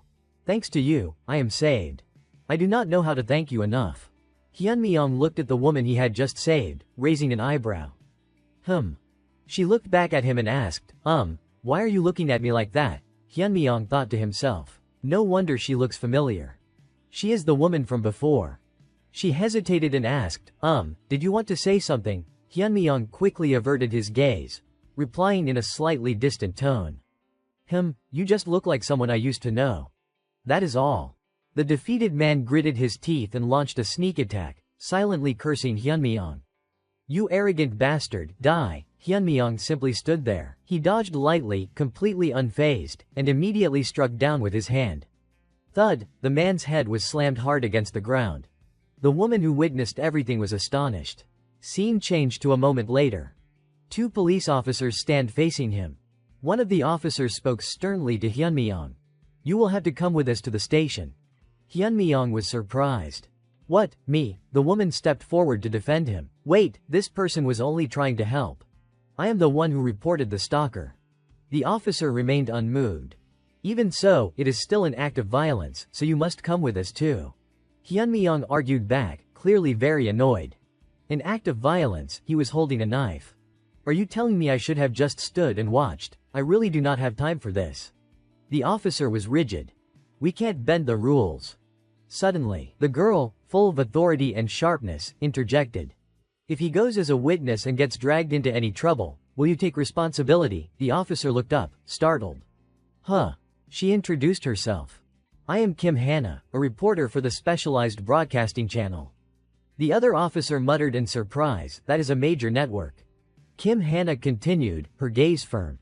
Instead of harassing an innocent person, you should be taking the statement of the actual victim. Unless you want this incident to make the headlines. A small crowd had gathered. Someone recognized the female reporter. Isn't that her, the one who saved a child from a monster on YouTube? Another confirmed, right, I think she was on TV too. Her name is Kim Hannah. That is definitely her. The first officer sighed again. Alright, then you come with us to file the complaint. Kim Hannah cooperated to leave, then turned and said to Hyunmyeong, thank you for today. Really? Hyunmyeong replied with a slight smile. No problem. Kim Hannah handed him a business card. This is my card. I am a reporter specializing in dimensional warriors. Hyunmyeong asked, confused, dimensional warriors, she cheerfully explained, oh, you know. Those who appeared on the day of the monster invasion. They defeated monsters, so people call them dimensional warriors. She looked at him incredulously. Don't you follow social issues? Hyunmyeong pondered her words. Dimensional warriors. Does she mean the players? It is surprising. Almost no one directly mentions the name Panginia. Probably an interdimensional attack sounds more believable than a video game becoming reality. Kim Hannah continued with a charming smile. Also, if you do not mind, could I have your business card? Suddenly, his ex-girlfriend's voice rang out from a distance, full of fake concern. Are you okay? Are you hurt anywhere? She rushed in to hug Hyunmyeong with pretense. Hyunmyeong's reaction was very decisive. He absolutely did not treat her as air and said to Kim Hannah, but I do not have a business card. Kim Hannah looked a little disappointed, but then her face brightened up again. Oh, then can you give me your phone number? Hyunmyeong agreed. Ah, sure. Hand me your phone. Kim Hannah entered the contact information while saying, that is a nice name. After saving the number, she prepared to leave, saying, text me tomorrow. Let us go for coffee or dinner. My treat. Hyunmyeong smiled faintly and replied, I won't refuse. She called out as she walked away, see you later. The ex-girlfriend glared at the departing reporter, thinking furiously, how could you do this to me? You are just a nobody. At that moment, Kim Hannah was walking but focused on her phone. Hello, the voice on the other end replied. Oh, our network's supreme power Kim, having a good weekend. Kim Hannah's voice sounded tired. It is Kim Hannah. Please do not call me that. Then the voice on the other end switched to work matters. Anyway, the deputy director is on a business trip and left a task for you. She asked over the phone. What task? The voice on the phone answered. Interview Gracia. Kim Hannah was stunned. Gracia, the one considered America's savior hero, why assign me someone of that caliber? The voice on the phone explained with a bit of amusement. Don't know. That omnipotent superhero said she wants to meet you, and they want to come to Korea. The scene changes to a vast rocky desert area, where the snake princess is holding the line, protecting Hyunmyeong while he is logged out. The ground is littered with scattered corpses. Facing her, a hooded man shouts loudly, Snake princess.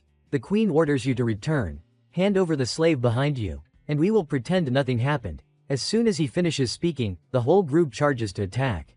Kill that traitorous wench. At that moment, system light emits. A system notification appears. Teleportation has been activated. Teleportation from the starting point is free. A gate glows and swirls. A voice rings out. There is no time left.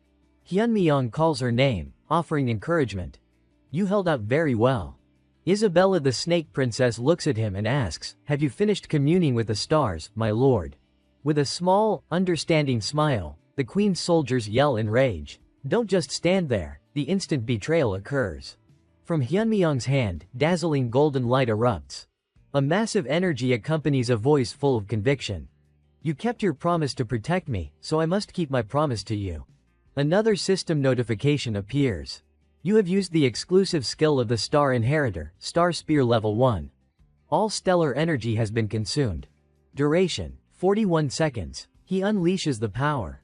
The people facing him scream in terror and pain. Hyunmyeong looks at the destruction before him with a serious expression. This is the moment of liberation. Rejoice. The Snake Princess watches in astonishment, exclaiming, is this the power of a starbearer? Hyunmyeong looks at her and calls out. Isabella, it is not too late. If you wish to return, I will not stop you. She looks at him with loyalty and determination. No. I will stay by your side. A huge wave of magical energy sweeps over them. A system notification confirms the change. The restriction curse placed on Isabella has been nullified by the blessing of the stars. Connection established. There are 12 teleportation cities accessible from the Kalsman Desert. Destination selected, Central Continent Arcana. Beginning teleportation. Both are enveloped in light as the teleportation completes. Now, they are standing in a dazzling, opulent city, their eyes wide with amazement. A line introducing the city appears. Welcome to the Golden City of Arcana. Accompanied by a concerning warning, Arcana is a city where materialism has reached its peak. If you do not possess wealth equivalent to a high-ranking noble, avoid entering the deeper districts. The city is bustling with white marble buildings and crowded with people coming and going. Isabella looks around, overwhelmed. This city is unbelievably luxurious. Hyunmyeong confirms her impression. This is the Golden City. Here, everything can be solved with gold. First, we need to make money. Isabella declares triumphantly, if it is gold, do not worry. I brought 3 gold coins with me. Hyunmyeong looks at the gold coins in her hand with a face full of doubt, then sighs. That is great, it is enough for one night. Isabella is horrified. What, that can't be. In the desert, 300 gold can buy 10 slaves, that is 10 times the price of a priest. Hyunmyeong explains the economic disparity. Prices here are different from the desert. Isabella asks worriedly, so what do we do now? Hyunmyeong, with calm and confidence, points to a white marble building with LED lights, answering with a gallant smile. Why are you so worried? Money is scattered all over the place there. She asks, completely confused. What? Money is scattered. He stands outside the casino, looking extremely confident. Don't worry. I am quite lucky. A system notification appears, confirming his words. Hidden attribute, Gold's Blessing, has been activated. As is known, the Golden City of Arcana also has another name, the City of Depravity. In a world where each major city is its own kingdom, this place, the City of Depravity, has only one law. Here, only money decides everything, which is given particular attention. And the place where all the money of this luxurious city is concentrated is the Hudson Casino. Right at the entrance, a security guard blocked their way. I am sorry, sir, he skillfully refused. Guests without a deposit of 10,000 gold are not allowed to enter. Isabella could not believe her ears.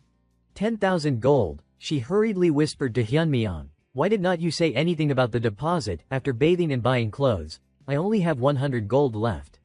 Hyunmyeong lowered his voice. Anyway, the money I have is not enough, and clothes are necessary. The guard glanced at them, understanding the situation. If you do not have a deposit, please step aside. People around them started cursing. If you do not have money, get out of the way, can't you see everyone is in line, you beggars, just wasting time. The guard lost patience. Sir, you are disturbing others. Hyunmyeong replied leisurely, I do not have a deposit, but instead, I will use this as collateral. He paused, seeming to assess. This should be enough.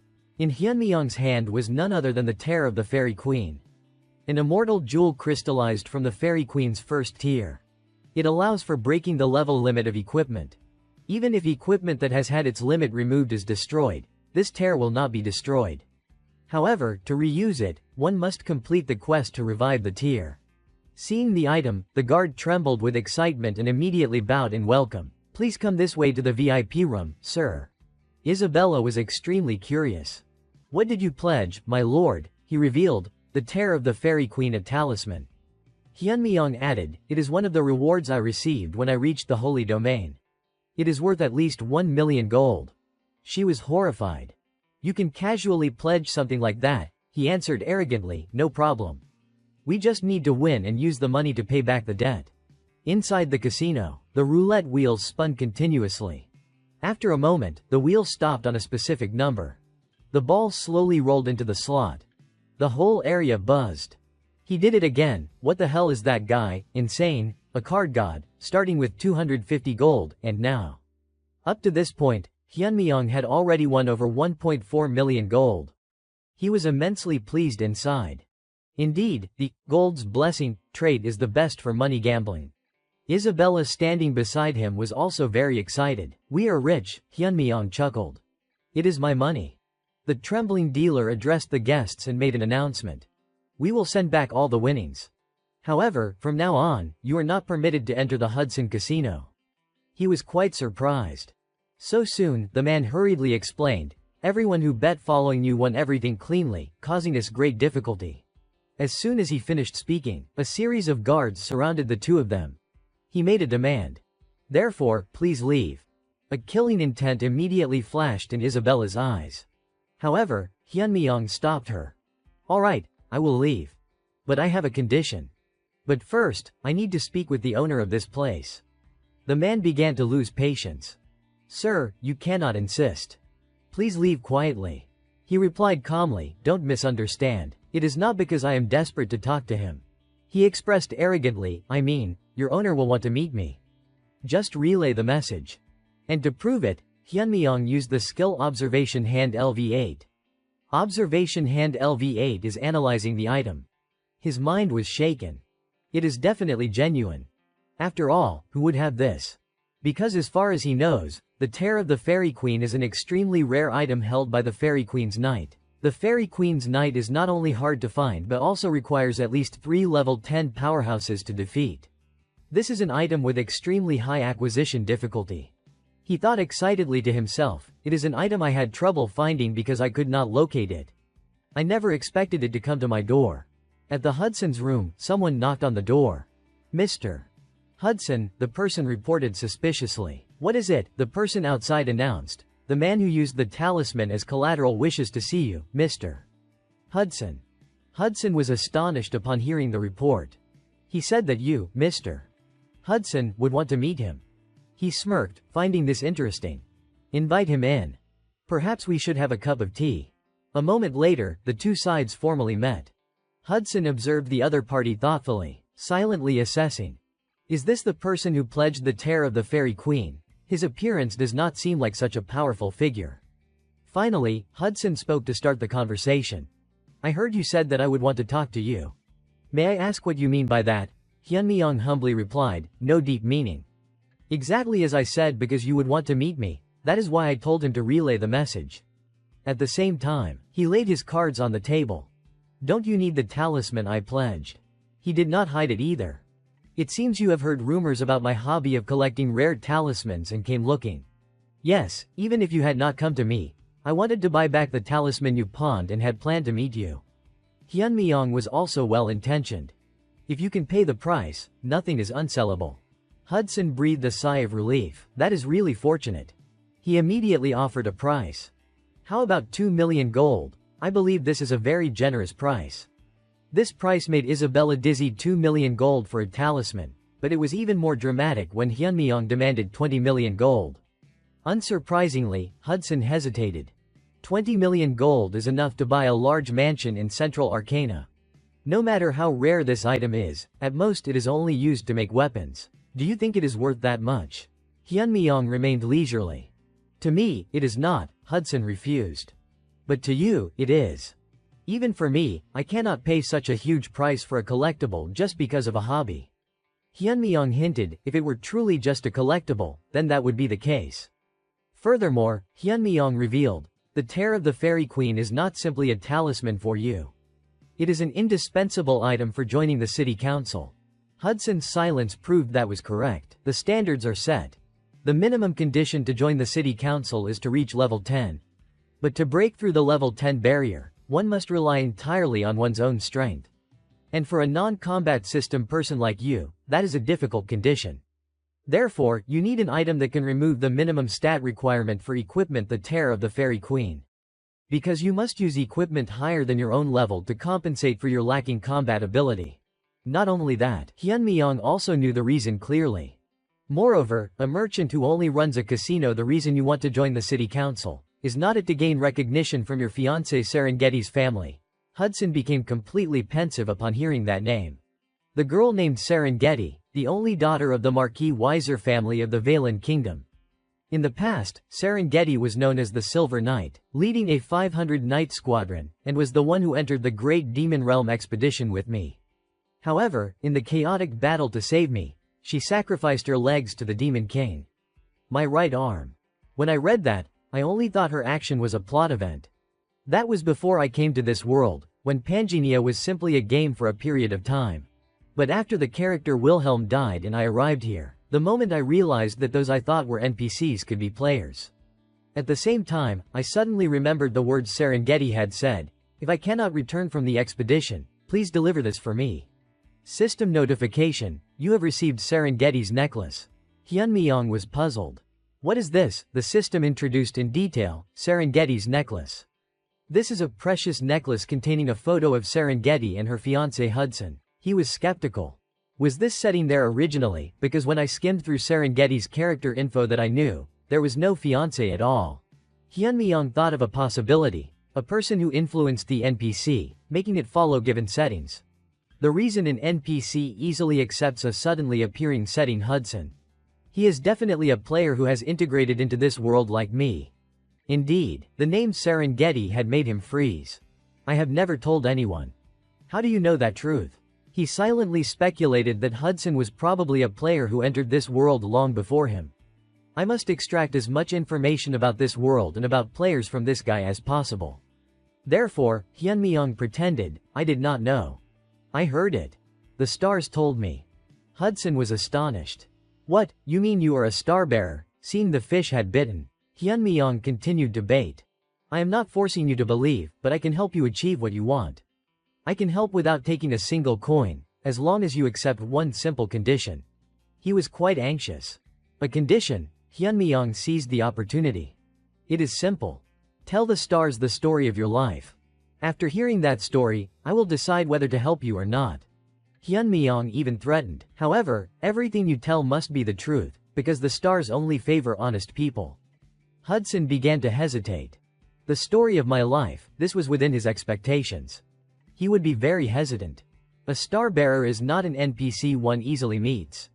But to casually reveal one's information, he would suspect I might be a hunter disguising my identity. In this game, hunters are NPCs who hunt players. They call players sinners and execute them upon discovery. The number of players who died by their hands is countless, and their methods of approach are also diverse. There are many ways to be found out, so the only way is to be careful yourself.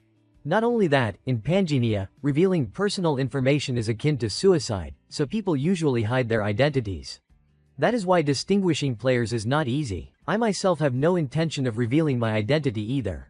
But even so, I still believe Hudson will definitely accept my offer and has come all the way here. Hyunmyeong was sure of this because, for Hudson, Serengeti was not simply an NPC. He gazed at Serengeti's smiling face, full of nostalgia. Finally, Hudson made a decision. All right. From now on, I will tell you the story of my life. Before telling it, he also made a suggestion.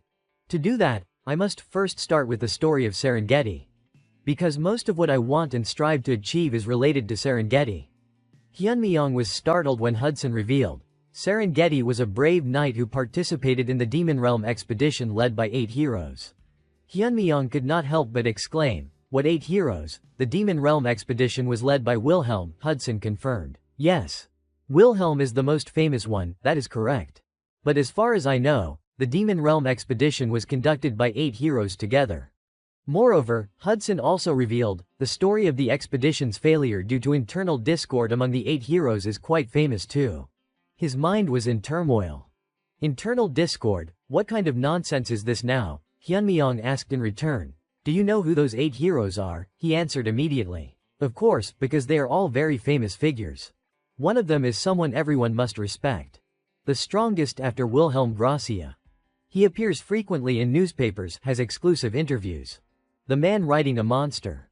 Who is he? Scene change. Before that man appeared, we all thought we would surely die.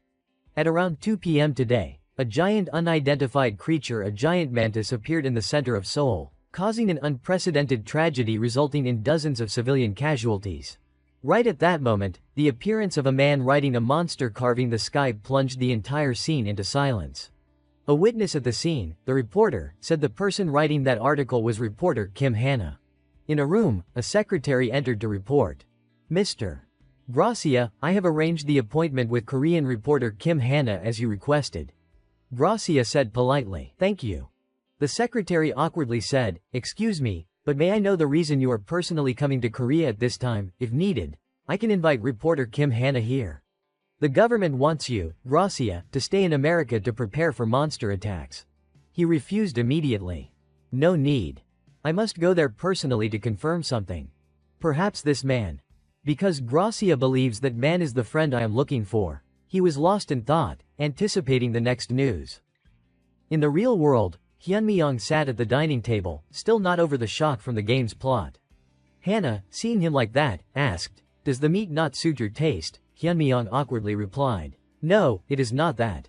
Something happened today, so I am just a bit tired. He thought to himself, I only asked about her biography, but I did not expect him to cry and talk all night.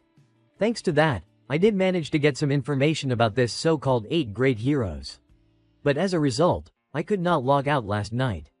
That is why I was late for our appointment today by 10 minutes.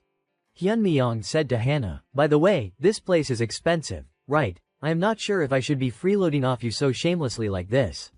She immediately replied, last time, you helped me get rid of that stalker. Honestly, this is not enough to thank you. You said it was just something you had to do. Hannah immediately refuted, not at all. That is something only a truly brave person would do. Hannah suddenly fell silent, staring at him. Hyunmyeong asked, what is wrong? She motioned towards a girl in a pink dress with a man sitting behind Hyunmyeong. Hannah whispered, isn't that the girl who was with you back then? She keeps glancing over here. He turned around and immediately saw Seo Yeon. He sighed inwardly. What a coincidence. The guy with her seems to be the one from Kim Young's social media. Hyunmyeong recalled his words to her. Seo Yeon, does your current boyfriend know you are meeting me? If you are planning to manage your fish pond, you should not just delete your profile picture. You should have deleted all your social media photos too. He thought, his name seems to be Jin Wu, right? Hannah now whispered. Sorry, if you feel uncomfortable, we can change seats. Hyunmyeong calmly replied, you do not need to worry. We really do not have any relationship at all. Just as he was about to put a piece of meat in his mouth, someone suddenly called out, Park Hyunmyeong. Jin Wu stepped forward to interrogate him. Did you follow my Seo Yeon all the way here? He frowned threateningly. Wasn't it enough that you kept calling and harassing her after breaking up?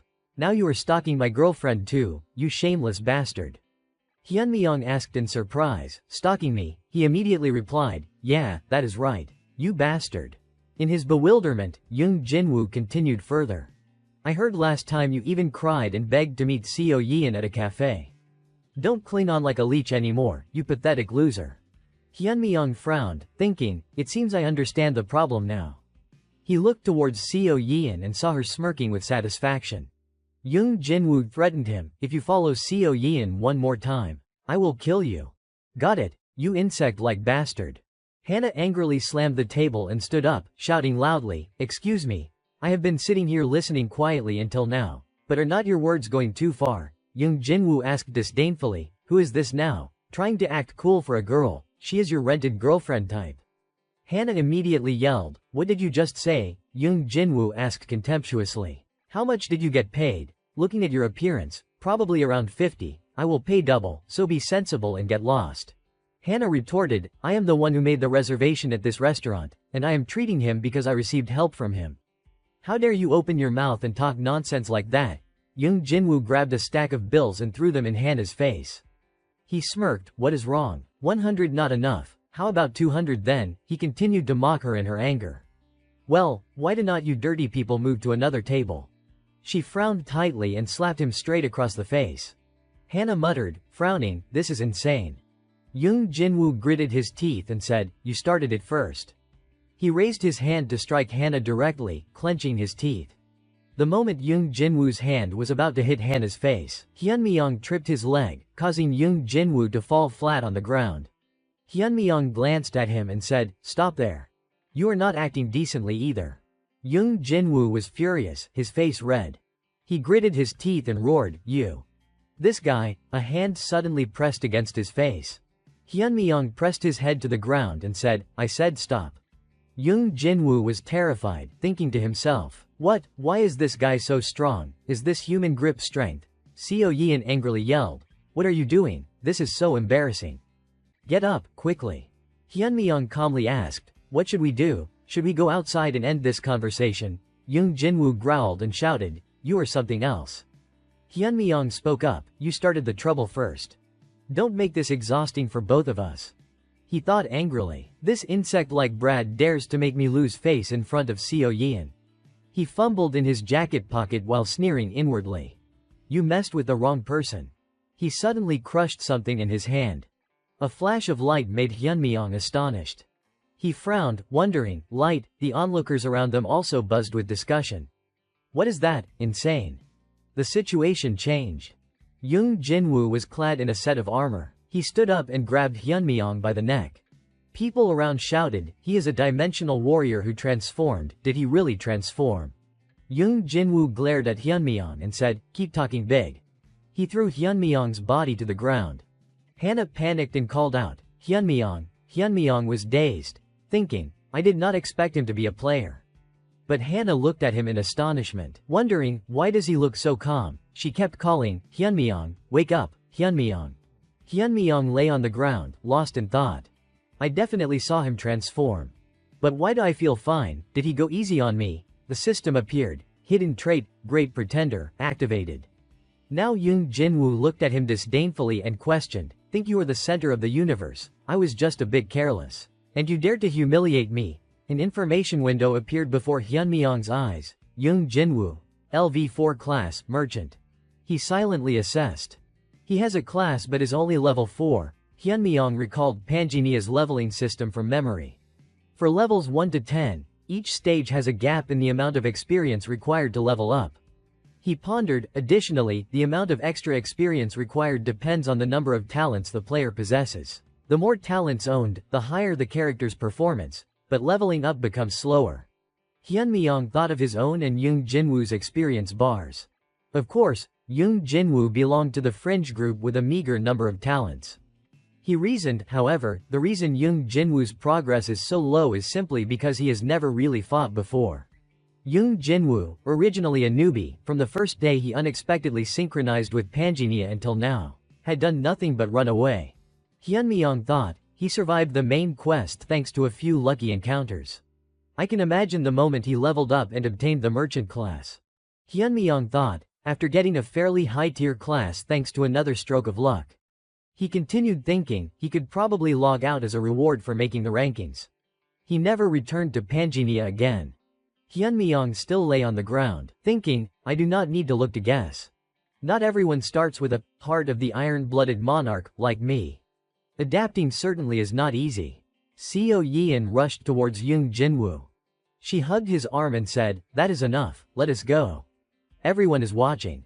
He said disdainfully, yeah, my mood is ruined. Let us go. Before leaving, Jin Wu turned around, then uttered a threat. Park Hyunmyeong or whatever, thank Seo Yeon that you are still alive. Don't cling to Seo Yeon ever again, got it? Hyunmyeong just silently watched him. He thought to himself, a player who shows off to the whole world, wasting his remaining golden law time like that. He won't live long. Hannah ran over and asked, Hyunmyeong, are you okay? He sat up and said, I am fine. She said angrily, let us call the police and have them arrested right now. Hyunmyeong immediately stopped her. Just let it go. We were the ones who acted first anyway. Hannah was surprised. What, you said that was nothing. So let us just finish our meal. The ground suddenly shook. People in the restaurant panicked and shouted, earthquake. Hyunmyeong thought, this feeling. The cracks are starting to appear. A swarm of monsters charged into the restaurant. Hyunmyeong wondered, is the invasion starting again? Hannah exclaimed in shock. Monsters. She panicked and screamed, run, quick. Hyunmyeong rushed over, covering her mouth and saying, wait a moment. He looked at the monsters smashing things around and the panicked people running out of the restaurant. Hannah, after a moment of silence, realized, they are not attacking people. Hyunmyeong frowned, thinking, should I call it lucky that the chit bugs appeared? They are scavengers at best. As long as we do not attack first, that thing won't appear. At that moment, the monsters also rushed towards Jin Wu and Seo Yin. She hid behind Jin Wu and screamed, do something. He raised his hand, creating a flame, then aimed it at a monster. Hyunmyeong inwardly cursed, this idiot. He shouted to stop him, don't attack. The flame pierced through the monster's body. However, the monster's body dissipated. Jin Wu was astonished, wondering, one hit. He created another flame, thinking, maybe I am stronger than I thought. He threw the fireball at the swarm of monsters and shouted, I will kill all these damn monsters. The people around cheered. As expected of a dimensional warrior, everyone ran towards that area. Jin Wu laughed excitedly, grinning widely. He thought, have I been worrying for nothing all this time? Turns out they're nothing special either. Hyunmyeong coldly told Hannah, run as far away as possible. She asked, confused, huh? He looked at the monsters' bodies that had turned into mincemeat and said, from that idiot's direction. A crimson mist suddenly appeared around Jin Wu's group. Hyunmyeong continued, avoid it as far as possible. The citizens murmured in surprise, I can't see ahead because of the fog. Jin Wu frowned, thinking, what kind of fog is this, appearing so suddenly? Damn it, visibility is blocked. I can't see anything. A hand suddenly emerged from within the mist. A pair of hands covered Jin Wu's eyes. A pair of crimson eyes stared straight at him. It spoke amidst Jin Wu's terror. Who? The monster's entire body erupted with killing intent. It questioned, you killed my child. An information window appeared. Elite monster, Chima, has appeared. Recommended number of players for raid, LV6. 20 people. The monster giggled. Kill them.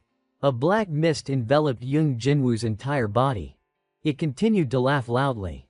Everyone covered their mouths, coughing and choking. What the hell is this? Someone cried out. The fog. I can't see anything. At that moment, a red light suddenly flashed in Jin Wu's eyes. He raised his hand, creating an energy spear. His eyes were crimson. Jin Wu said coldly, die. In his eyes, that citizen was a terrified, struggling monster. Jin Wu uttered, you monster. A system window appeared. Effect of chit bug's blood has activated abnormal state. Hallucination. The spearhead thrust straight into the man's body.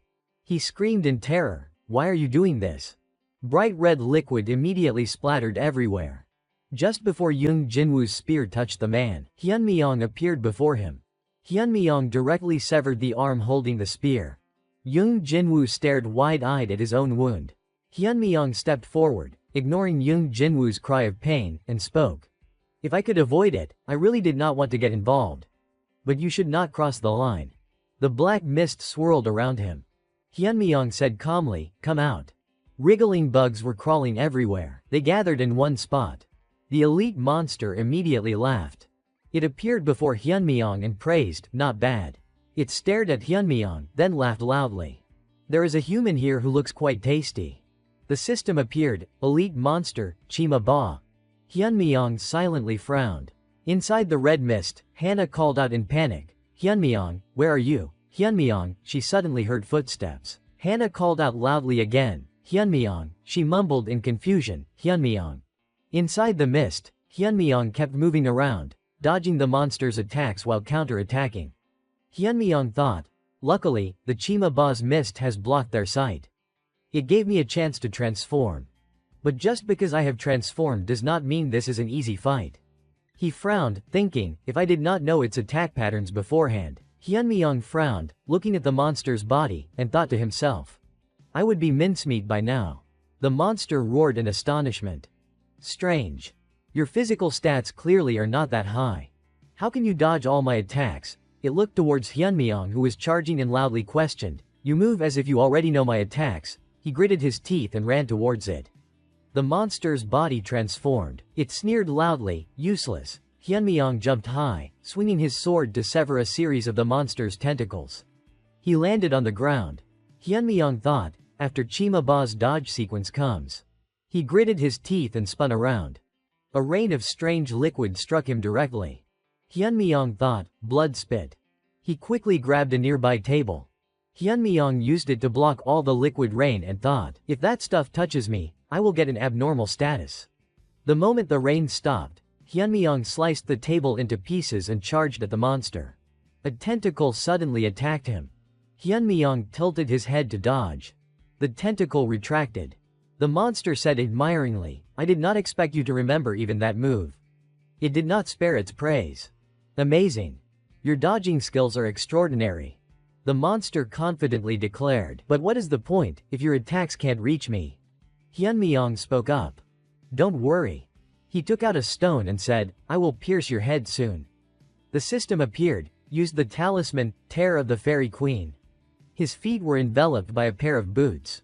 A notification appeared, equipping, Shoes of Hermes. Stats are lower than requirements.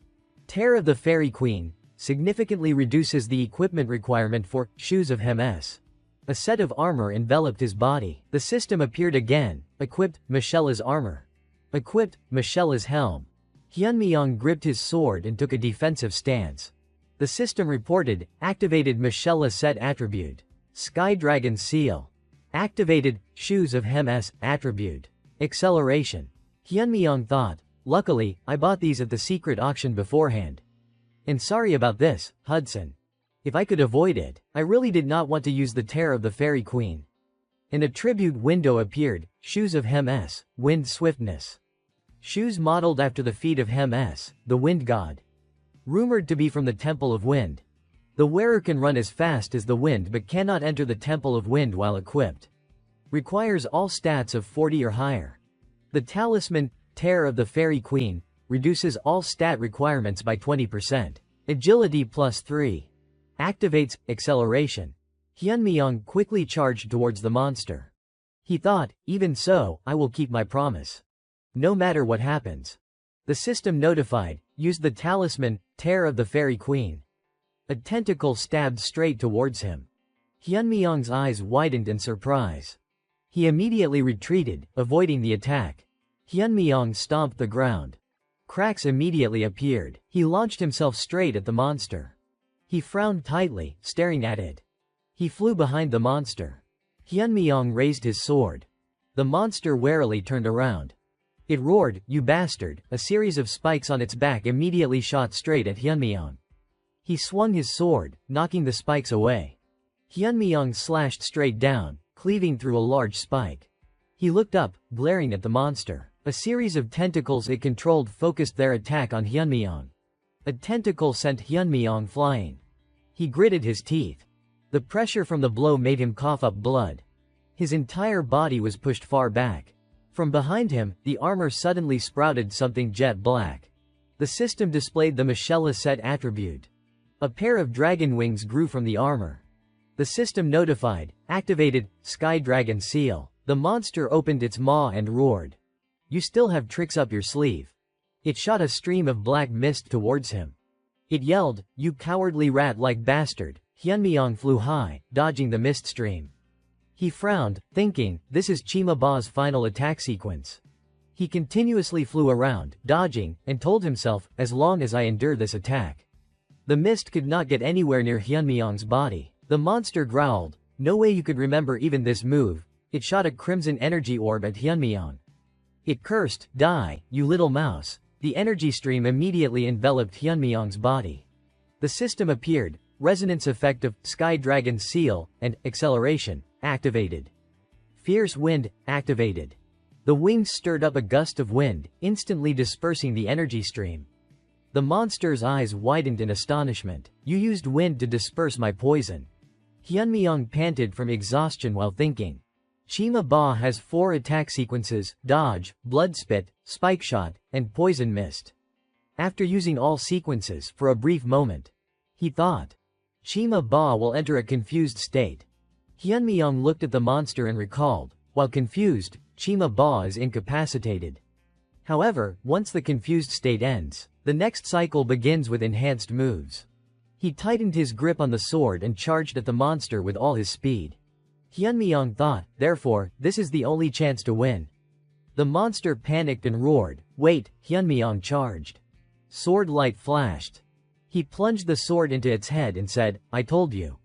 Bright red liquid erupted everywhere. Hyunmyeong repeated coldly, "I will pierce your head." A furious whirlwind of rage enveloped the figure, trampling the monster. You have defeated the elite monster child Mamba. Contribution, 100%. Absorbing fragment of the broken golden law. Remaining time, 10 minutes. Remaining time for fragment of the broken golden law, 47, 56, 39 seconds. Until Panginia's collapse, 9.1%. You have obtained lucky dice. The onlookers saw the mist dissipating. Hannah, in a state of chaos, looked around with frantic eyes. What is this? Is it finally over? What just happened? She caught sight of a figure grabbing a white cloak. The reporter girl, full of suspicion, recalled what had just happened moments ago, that man from earlier. Hannah intended to approach, stepping forward while calling out, "Excuse me, are you the one who saved me last time? Do you remember me?" The gaze from within that cloak turned towards her. "You are safe now." At that moment, a notification appeared, effective invisibility cloak activated. The reporter girl reached out her arm, wanting to hold onto something, but right then, the figure teleported away from that spot. "Please, talk to me a little." Hannah could not do anything in time and could only watch its back with a surprised gaze. In the space, only she remained with the dissipating smoky trails. A pair of boots appeared from another direction. The reporter girl was startled when she heard a call from behind. Hannah, Hyunmyeong appeared from behind with a white cloak, his face beaming. "Hyunmyeong," he scratched his head and spoke up. "I finally found you after we got separated in all that chaos." Hyunmyeong awkwardly approached and inquired, "Are you injured anywhere?" Hannah, without overthinking, cheerfully replied, "No, I am fine." Suddenly, her eyes widened, sparkling more brightly. Meanwhile, he was still talking while scratching his cheek with a finger that had a smear of blood, feeling relieved to see her safe. "I did not expect us to get caught up in something like this. Today must not be our day." Hannah, being sharp, noticed and pointed at his finger. "Hyunmyeong, are you injured?" Only then did Hyunmyeong realize it, but he brushed it off. "It seems some monster blood just splattered on me, do not worry." Inside, he was a bit flustered. "Damn it, I did not notice the blood got on my fingernail." Hannah, however, was different. Her mouth suddenly fell silent because she felt something odd. His clothes were completely clean, but only his fingernail was stained with blood. It was unusual. She did not hesitate and spoke up clearly and decisively. "Hyunmyeong, when the monsters first appeared, you were also extremely calm. Could it be that you knew what they were?" For the first few seconds, he was silent, not knowing how to answer, but then he put on a thoughtful expression, rubbing his chin with his hand. "Me, calm, everything was so chaotic. I think I just blurted out whatever came to mind." The reporter girl immediately caught him in the lie and was indignant. "What, liar? You were completely calm." But he still tried to maintain an innocent face as if nothing was wrong. "No way. Actually, I was scared to death." Hannah had no evidence and could not refute it, so she backed down. "He is very suspicious." Hyunmyeong immediately became her target, and she kept pondering. Acting as if nothing happened and appearing right after the man who saved me disappeared. Could it be that he is? The next day, sunlight streamed through the iron bars of a closed window. Not long after the first dimensional battle occurred, another dimensional battle took place again. On that door, a notice was posted. Some members of the Dimensional Warriors warned that these attacks would continue in the future, temporarily closed the door, and expressed the view that long-term cooperation with the government was needed. And that peaceful neighborhood also had no pedestrians passing by. As countless citizens stayed home due to anxiety, the streets became truly empty. On the online screen, a presenter was speaking seriously about the issue. In response, some citizens expressed dissatisfaction, believing the government's subjective reaction, declaring there would be no tragedy like the previous incident, was problematic. Regarding the government intentionally downplaying the damage level, it could lead to a large number of secondary victims in the second-dimensional battle event. Scene change to a meeting room. Several representatives sat solemnly around a table. A man with a shaved head glanced in one direction. They were too indifferent during the first invasion, and now they are making a fuss. Another man in a vest, with scars, was much calmer. Back then, those not directly affected probably could not clearly perceive that a monster attack was something completely beyond normal reason. Another girl, looking intently at her phone while following the story outside, said, "Because it is beyond normal reason." No one knew how to respond, so perhaps the government initially tried to maintain a normal state. A cold, deep voice echoed in the room.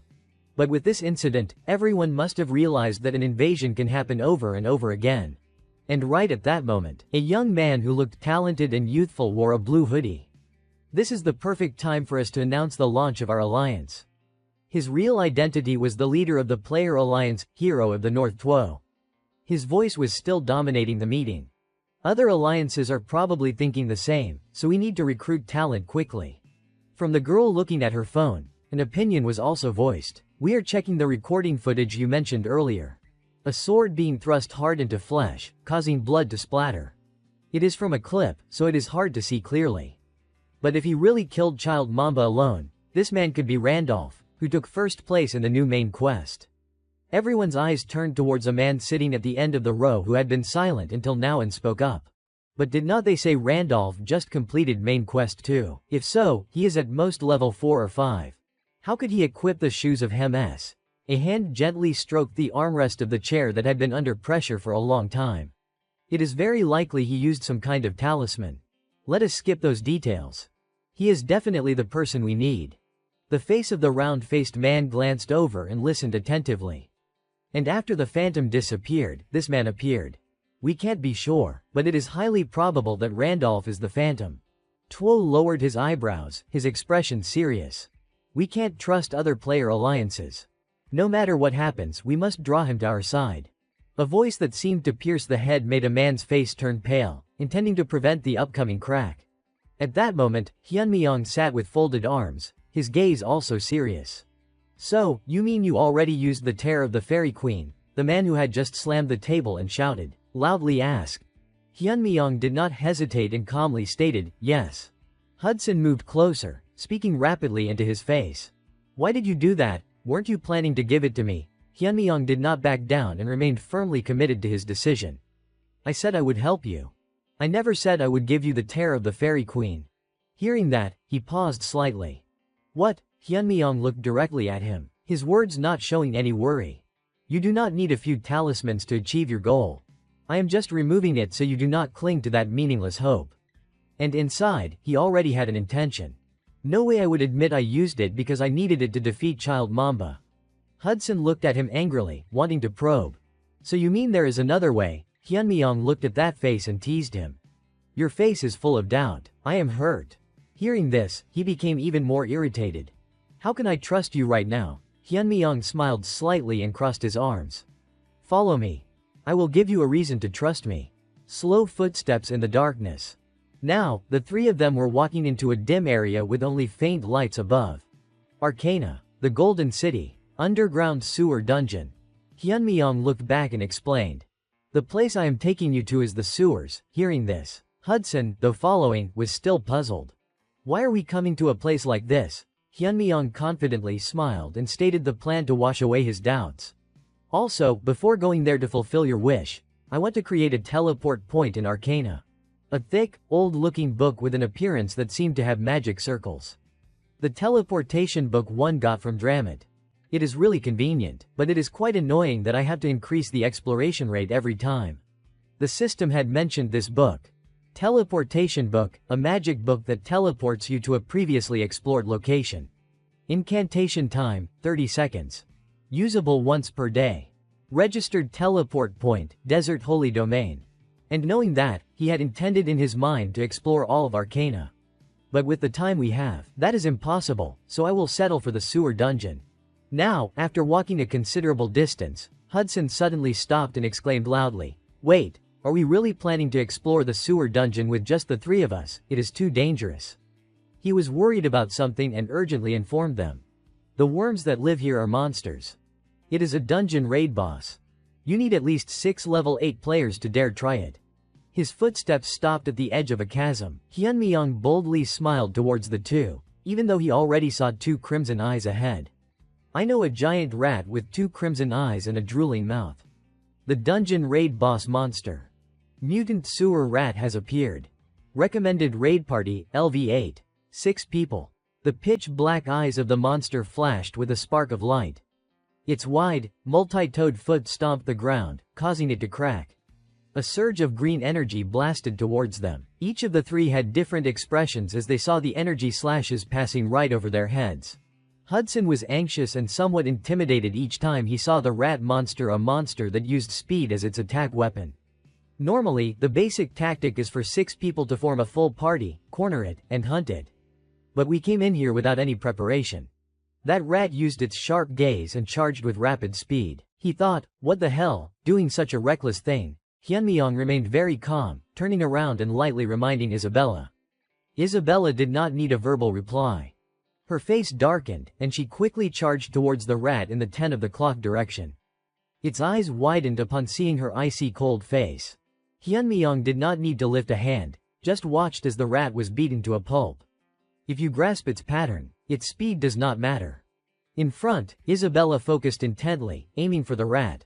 Of course, that was only possible because Isabella was a character whose combat ability had been raised to a level completely different from ordinary characters. At that moment, Hudson was sweating profusely, his eyes wide in disbelief at the scene. He was startled when he heard Hyunmyeong call his name. Hudson. Hyunmyeong looked straight into his eyes while clenching his fists tightly. I will keep my promise to you. No matter what happens, do not doubt me. The corner of his mouth curled into a smile, his gaze firm and resolute. If I say I can do it, I definitely will. Hearing such words, Hudson could only be speechless with surprise. The scene shifts to another location, where a subordinate approaches and reports to the man standing there.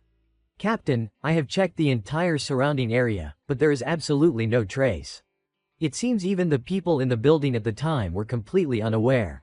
That man is the Alliance captain, the hero player Son Jang. He scratches his head and sighs, saying, this is truly unpredictable. Like ghosts and gods. The subordinate asks Son solemnly, should we go see Jin Wu again? Hearing this, he seriously replies, forget it, he seems to have lost his mind. He went mad from the shock of having both arms severed. Going to see him again would just be a waste of time. Indeed, Jin Wu now seems like his soul has been snatched away, his spirit completely unstable. The two continue walking, the subordinate following behind, asking curiously, what about Kim Hannah, she seems to know something. Son leisurely responds, so, you mean we should charge into the broadcasting station? The subordinate quickly corrects himself, not that, but we could wait at the entrance. Son seriously warns him, don't touch her, it is too troublesome. Faced with this warning, the subordinate grows even more curious and asks, does Kim Hannah have some backer? Son turns his head to look at him and asks in return, do you know about Gracia coming to Korea? That subordinate obediently nods. Yes, that matter is driving all Korean players crazy. Son nods, satisfying his subordinate's curiosity. That personage will personally conduct a one-on-one interview with Kim Hannah. The scene shifts to another location. Kim Hannah is standing opposite Gracia amidst a flurry of camera shutter sounds. He looks down at her from his height advantage, not speaking for a long moment before finally saying, Gracia here. Kim Hannah, with a tense expression and sweating profusely, speaks, it is a great honor to meet you. I am Korean reporter Kim Hannah. Back to Son's location, the subordinate foolishly asks, why, did he fall in love with her at first sight? Son does not turn around, only leisurely says, who knows? In short, this idiot says do not poke the hornet's nest. As Son walks forward, he thinks, Gracia, without the Shadow Monarch, is the strongest player in name and reality. Such a figure personally coming to Korea to interview a small-time reporter, honestly, I am curious too, but if it involves Gracia, it is best to stay as far away as possible. Even slightly offending him would crush this entire alliance to dust. Even in thought, he dares not harbor a single disrespectful idea about Gracia. Cut back to the dungeon. The space is stained with fresh blood. A young man is slumped against the wall, a long streak of blood behind him. A cold voice sounds from above, finished already. That young man grits his teeth and says, what kind of trick are you trying to pull? Player versus player PK is forbidden in the real world. That cold voice sounds again. Forbidden, who says? The man on the ground shouts, Lord Gracia himself, preparing for the invasion, declared PK between players forbidden in reality. And if Lord Gracia finds out? He has not even finished speaking when the cold, firm hand of the man before him shoots out and clamps over his mouth. The other man plunges a knife into his neck and says in a low, fierce tone, then tell Gracia to come save you right now. Idiot. In an instant, blood once again dyes a large patch of ground red. The man finishes the job and turns to leave. Bloody footprints stretch across the ground. Simultaneously, the system announces a ranking change, registered on the class ranking board. Congratulations. The player Slayer has obtained the benefits of the secret auction. The man walks away laughing, discarding his disguise. He thinks to himself, Randolph, he must be the Shadow Monarch. Otherwise, there is no explaining the points he has accumulated. He definitely won't hesitate to immediately challenge the main quest. Fine, I will wait there. We will meet again soon, Shadow Monarch. You will definitely die by my hand. The more he thinks, the more twisted his expression becomes, the long scar on his face tightening with hatred. The scene shifts to another location. Something has clearly happened. A large open area is obscured by swirling dust. Before the sand can even settle, it is disturbed by a large, strange foot with sharp claws. From behind the curtain of dust, a monster with multiple heads and crimson eyes emerges from the haze. Behind that monster, two blurry human figures appear. Park Yun stands with his arms crossed, frowning at the monster. He thinks to himself, what rotten luck. The initial goal was just to register a teleport point at the sewer dungeon. Earlier, his group had dealt with a mutant rat monster, its blood splattered everywhere. Park Yun takes out a dazzling, glittering stone from the rat monster's body. Information about the glittering stone quickly appears, mutant rat monster core. Unidentified core material that caused the rat monster's mutation, if fed to beasts, can cause mutation.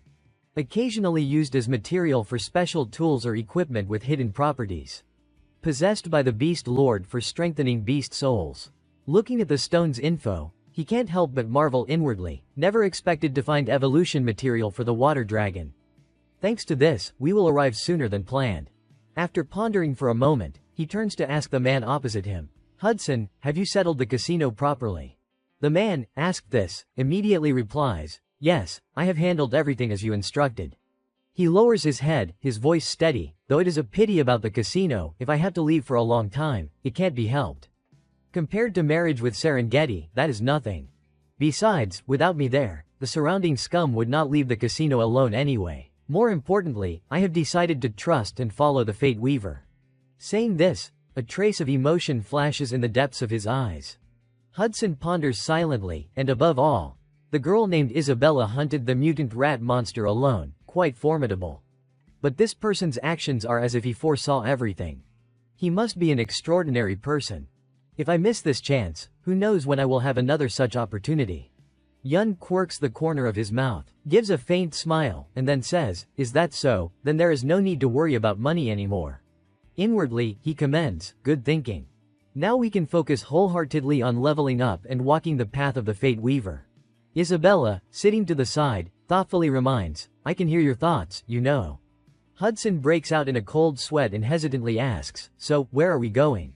Yun hears his question and asks with surprise, haven't I told you? Yes. Hudson nods in reply, I do not recall hearing it. Yun answers solemnly, a masterpiece that will fulfill your wish. A masterpiece to realize Hudson's request and also the starting point for main quest number 3. We are going to the Spirit Tower. Time passes quickly. Lush green forest begins to replace the sunny, windy desert. Yun's group disembarks from the carriage one by one, looking around at the verdant forest. Hudson looks around, puzzled, is this the place? To an ignorant person like me, it just looks like a normal forest. Yun stands before a tree and says gravely, it is not a normal forest. This is the entrance to reach the Spirit Tower. The enchanted woods where the spirit trees grow. He stands before a large, seemingly healthy tree. He thinks to himself, spirit trees are where spirits are born. The tree where a spirit is born has the ability to open a gate to the spirit world for a limited time. And only by entering that path can we reach the spirit tower. He steps closer, placing a hand on the massive trunk. His inner thoughts reveal, however, this tree has been dead for a long time. In Yun's perception, this tall trunk is essentially a hollow shell, cracked and empty inside. But this does not seem strange to him. Yun stands there silently, thinking, not just this tree, but the entire forest is dying. It seems no new spirits have been born in this forest for quite some time. Not ideal, but it can't be helped. As he thinks this, he draws his gleaming sword, aiming it at the tree before him. Witnessing this, Hudson asks with a mix of curiosity and concern, Fate Weaver, what are you planning to do? He does not answer, only tightens his grip on the large sword, then spins and delivers a direct slash. With just a basic slash, the tree is cut in two under the astonished gazes of his two companions. The tree falls heavily, the powerful shockwave from the attack creating a faint whirlwind. Hudson is utterly bewildered, stepping back a few paces and exclaiming, "Is that okay? Just now you said that tree was the entrance to the spirit tower." The more he talks, the more panicked he becomes, unaware that something dangerous is swooping down to attack from above. From the shadows, a hand gives a light flick, causing an intense beam of light from the mysterious object to descend directly towards Hudson's head. However, Isabella reacts extremely quickly, drawing her sword and lunging forward, protecting him and deflecting the fatal blow with a swing of her hand. But things do not stop there. The attack was so powerful that her hand is severely injured, and the enemy before them shows no sign of relenting. A leisurely voice sounds from among the large branches, even-toned yet full of authority. "I did not expect that to be blocked." "Not bad, human woman." The man with white hair and the authoritative voice is none other than the Lord of the Whispering Woods. The level 9 High Trent. Hudson, sitting on the ground, sees the figure and exclaims in utter astonishment, "Impossible, a High Trent."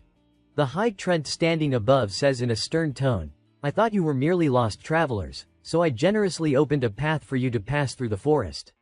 Yet you dared to cut down a spirit tree." His words carry an unspoken threat, and now he is not alone. You lot truly have no fear. As soon as the words end, the forest guardians, level 7 wood sprites, appear, surrounding the entire spirit tree area. Yun's group quickly assesses the situation, at least over 50 of them. Isabella frowns tightly, calculating inwardly, if that many attack simultaneously, there is no hope. In the worst case, we must get the Fate Weaver to escape. While she is anxiously calculating, Yun steps forward from behind, his voice ringing out, "Don't vent your anger on the wrong person. I am the one who cut the tree. If I had not done that, how long were you planning to hide before showing yourselves?" Hearing his words, the High Treant's brows furrow, "This madman." Yun looks up at them and says, "Come down. I want to talk to you." The High Trent, 100% ready for battle, immediately raises his bow, his crimson eyes aiming an arrow at Yun as he roars, "We refuse." Yun shows not a trace of fear, instead speaking very calmly, "Do you intend to just watch this forest die?" As soon as these words are spoken, the High Treant's hand involuntarily pauses. His eyes widen in astonishment. "What?" In response to that astonishment mixed with suspicion, Yun steps forward, looking straight into his eyes and saying with confidence, "I will revive this dying forest." As if to add credibility, Yun seriously analyzes, there are no spirits left in this forest to breathe life into it anymore. If no new spirits are born, the entire forest will die soon. You understand this best.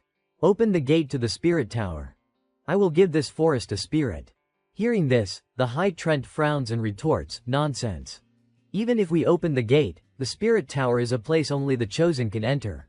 He stares at Yun, questioning sternly, "Are you saying a person like you can enter the tower?" Asking these questions, he does not believe it himself. It is truly impossible. Originally, to enter the spirit tower, one needs related talent, completes countless quests, and must experience countless coincidences to overcome the extremely low probability of entry. Among gamers, the number who have entered can be counted on one hand, let alone entering at his current level. That is not even a dream. Of course, that is if Randolph were a normal character. Facing the High Treant's hesitation and disdain, Yun does not say much but directly activates his hidden trait Nature's Friend. He says sternly, "Shut up and open the gate. I will take responsibility and save this forest."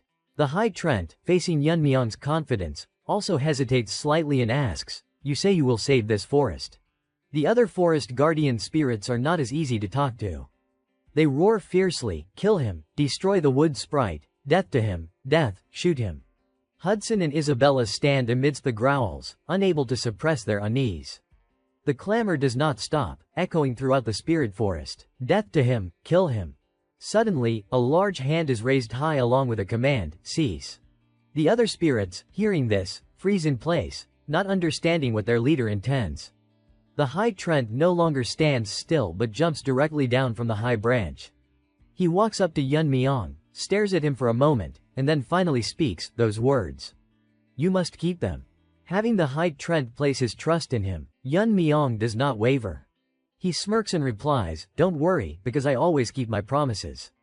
I will return the spirits to this forest. The high trent still speaks with half belief, half doubt. I do not expect you to succeed. I just think waiting to kill you after you fail is not too late either. Follow me. With that, he turns and leads his group deeper into the forest. A moment later, the group quickly arrives at a point within the forest. At a glance, no one would think it is a gate, as it outwardly looks just like a pile of rubble gathered together. The high trent stands before the pile of stones and gravely introduces it to him. Now, with the forest dying, the only way to open the tower's gate is to use fragments of this spirit stone. He looks at Unmasking and seriously warns, remember well, if you fail, you will immediately become fertilizer for this forest. Unmasking crosses his arms over his chest and asks loudly, and what if I succeed? The high trent, with a cold, sharp gaze, answers sternly, then I will bestow upon you a fitting reward. The moment the agreement with the high trent is reached, his system quickly displays a notification, side quest, return the spirits to the forest. Reward, title, friend of the grove, the forest's gratitude. Failure penalty, 30 reputation, hostility with the forest. Reading the failure penalty, Unmasking feels his blood boil. Hostility with the forest, sounds grand, does not it? Before he can think much further, the high trent raises his hand and announces loudly, prepare yourselves. From now, I will open the teleportation gate. As soon as his words end, an intense beam of light erupts directly from that gate. The light envelops Unmasking's entire group. The light is indeed blindingly bright, forcing Hudson to shield his face with his hand, though it still can't block the light completely. Simultaneously, the system information rings out again. A teleportation gate leading to the spirit tower has been created. Only those granted permission may enter. Before the three of them now is a vast halo of shimmering starlight, incredibly magnificent. Hudson, brought into this space, is utterly astonished and exclaims, this is. He turns to Unmasking in confusion and asks, Fate Weaver, have we entered the spirit tower? Unmasking quickly corrects him. We are inside the teleportation gate leading to the tower. To enter the tower proper, we must first receive permission from this place. Hudson looks around, utterly bewildered, and asks further, permission, from whom? At that moment, a round orb with innocent eyes appears right before the group. Seeing it, Hudson whispers, a spirit, is it enough to just catch that one? Unmasking answers loudly, number. Hudson looks at it for a while and then says softly, it looks rather cute, though. Unmasking does not respond further but stands still, staring at the round orb before him. The round orb also looks back, its gaze sweeping back and forth over the three of them. It peers deeply into Unmasking's eyes and then solemnly declares, I sense the aura of a druid. I will grant you permission to climb the tower. Simultaneously, the system notification sounds, hidden trait, nature's friend, of the druid has been activated. It then asks, are those people behind you your friends? Unmasking seriously replies, yes. It asks further, comrades to whom you can entrust your back in your life. He answers leisurely, consider it so. After finishing its questions, it turns and leaves, its even-toned voice ringing out, all right, then I will grant permission to enter together. However, the tower's gate you must enter separately. As soon as the words end, the bodies of all three begin to dissolve. This situation leaves Hudson utterly bewildered. Isabella also mutters in question, this is. She looks towards Unmasking and promises solemnly, I will return soon. Fate Weaver. In contrast to Isabella's calm, Hudson panics and shouts, my body is disappearing. The round orb announces loudly, time flows differently in reality and within the tower, so climb the tower with peace of mind. Good luck, O druid. After saying this, it too turns and vanishes into the shimmering gate behind. The system's quest log opens simultaneously, the information written very clearly. Main Quest 3, Climb the Tower. Mysterious towers are scattered throughout the world. If you climb one of them, the main quest will be completed. Rewards are granted based on suitability. Tip: it is recommended to first climb the basic towers located in cities. At the same time, Yun Myong has been transported before a door that looks incredibly bizarre at first glance. He stands before that gate, feeling a bit gloomy inside, and thinks to himself, "It has been a long time since I have seen the spirit tower again, but what is this gate?" The more he looks at the gate, the more he feels something is incredibly strange. Some information about this quest also comes to mind. To enter the spirit tower, one must pass through a gate. That gate varies in form depending on the climber's elemental affinity. When I created Isabella, the elemental affinity chosen was wind. In other words, for Isabella, it will be a wind element gate. And Hudson has a water affinity, so he will encounter a water element gate. Each gate created in this way presents the most suitable test for the tower climber. This is what those people could know about this tower climbing journey. Returning to reality, he looks at the door before him, his brow slightly furrowing, and thinks to himself, "But this is a gate of an element I have never seen before. Is it influenced by having an affinity with all elements during character creation?" Before he can figure out the reason, the door bursts open an eye, staring straight at him. As if possessing a soul, it scans Yun Myong from head to toe and then exclaims in a loud voice, "How surprising, an existence compatible with all elements. Water and fire, light and dark, even elements that cannot coexist, you possess them all. Is it the void element that fuses all elements together, but calling it void is a bit excessive. It is true chaos. Enter. The name of the gate you must overcome is the Gate of Chaos." As it speaks, the door opens slowly, with a hint of heaviness. Yun Myong steps 1 foot inside, and the door kindly reminds him, "Oh, you who have opened the Gate of Chaos, never opened even once before, be careful. If swallowed by chaos, you will never be able to return." As the words end, he fully steps inside the gate. The initial view is not as terrifying as it seemed from the outside. He looks at the tightly shut door at the end of the splendid corridor and thinks to himself, "The Gate of Chaos." Yun Myong silently recalls, "For the past year, I have played Panginia almost without a day's rest. To say that as the gamer who has played Panginia the longest, I hold more information about this world than anyone else, is no exaggeration. Yet, in this Panginia, there are still countless things I do not know. A game so hellishly difficult it is unconquerable, yet it always fans the flames of the desire to conquer. In Panginia, there exist mysterious realms, and mysteries still exist like this. That is precisely why I can't bring myself to hate this game." Returning to reality, Yun Myong quirks the corner of his mouth into a smile, muttering smugly, "The Gate of Chaos. Open for the first time, huh?" He excitedly draws his sword, saying with great interest, "Then this time, I will be the first to conquer it." The moment the sword is drawn, a shadowy figure with silver-white hair appears right before him. The space is no longer lit but has shifted to a deadly darkness. The silver-haired person just stands there motionless, not turning around for a long while. After a long moment, he slowly turns his head, his face with tightly furrowed brows looking very formidable. This face astonishes Yun Myong immensely. He thinks to himself, "Wilhelm, why does the character I painstakingly nurtured appear in this test?" Before his thoughts can yield an answer, Wilhelm bursts forward at speed, pointing his sword towards him. In an instant, that cold blade can almost accurately target the artery in his neck. But in that 1,000-pound hanging by a hair moment, Yun Myong manages to squat down in time, avoiding a fatal blow. He quickly regains his composure. Yun Myong grips his own sword tightly, thinking to himself, "The matter of Wilhelm appearing as a test can be dealt with later. Don't tell me I have to fight that top-ranked guy." He swings his sword forward for a direct thrust, but his opponent, for some reason, enchants his own sword with light. Yun Myong's mind is now utterly bewildered, thinking, "I had to defeat him." The enchanted sword begins to swing straight down towards his head. Yun Myong looks at the sword hovering above him and silently screams inwardly, "This was clearly created to be unconquerable by players." Wilhelm grips his sword, his massive figure menacingly looming over Yun Myong's shadow. This suffocating situation makes him unable to restrain an inner roar, "Panginia, this damn game." The scene shifts to this side, the sword is plunged forcefully into the ground. A moment later, Yun Myong suddenly slashes at his own arm. He is equipped with the Mashella armor, Mashella helmet, and Hermes boots. Thanks to this, he also realizes the sword cannot completely sever his arm. This means the attack power of his opponent and his own defense are not too far apart. Yun Myung carefully observes, are our ability stats really on par? Shortly after, the system notification appears. Effect of the Michelle's Heavenly Dragon set activated. Effect of Hermes' Divine Speed Boots activated. At this moment, a thought occurs to him, if it is just imitating the appearance. Immediately, Yun Myung activates it. The resonance effect Tempest between Heavenly Dragon and Divine Speed is triggered.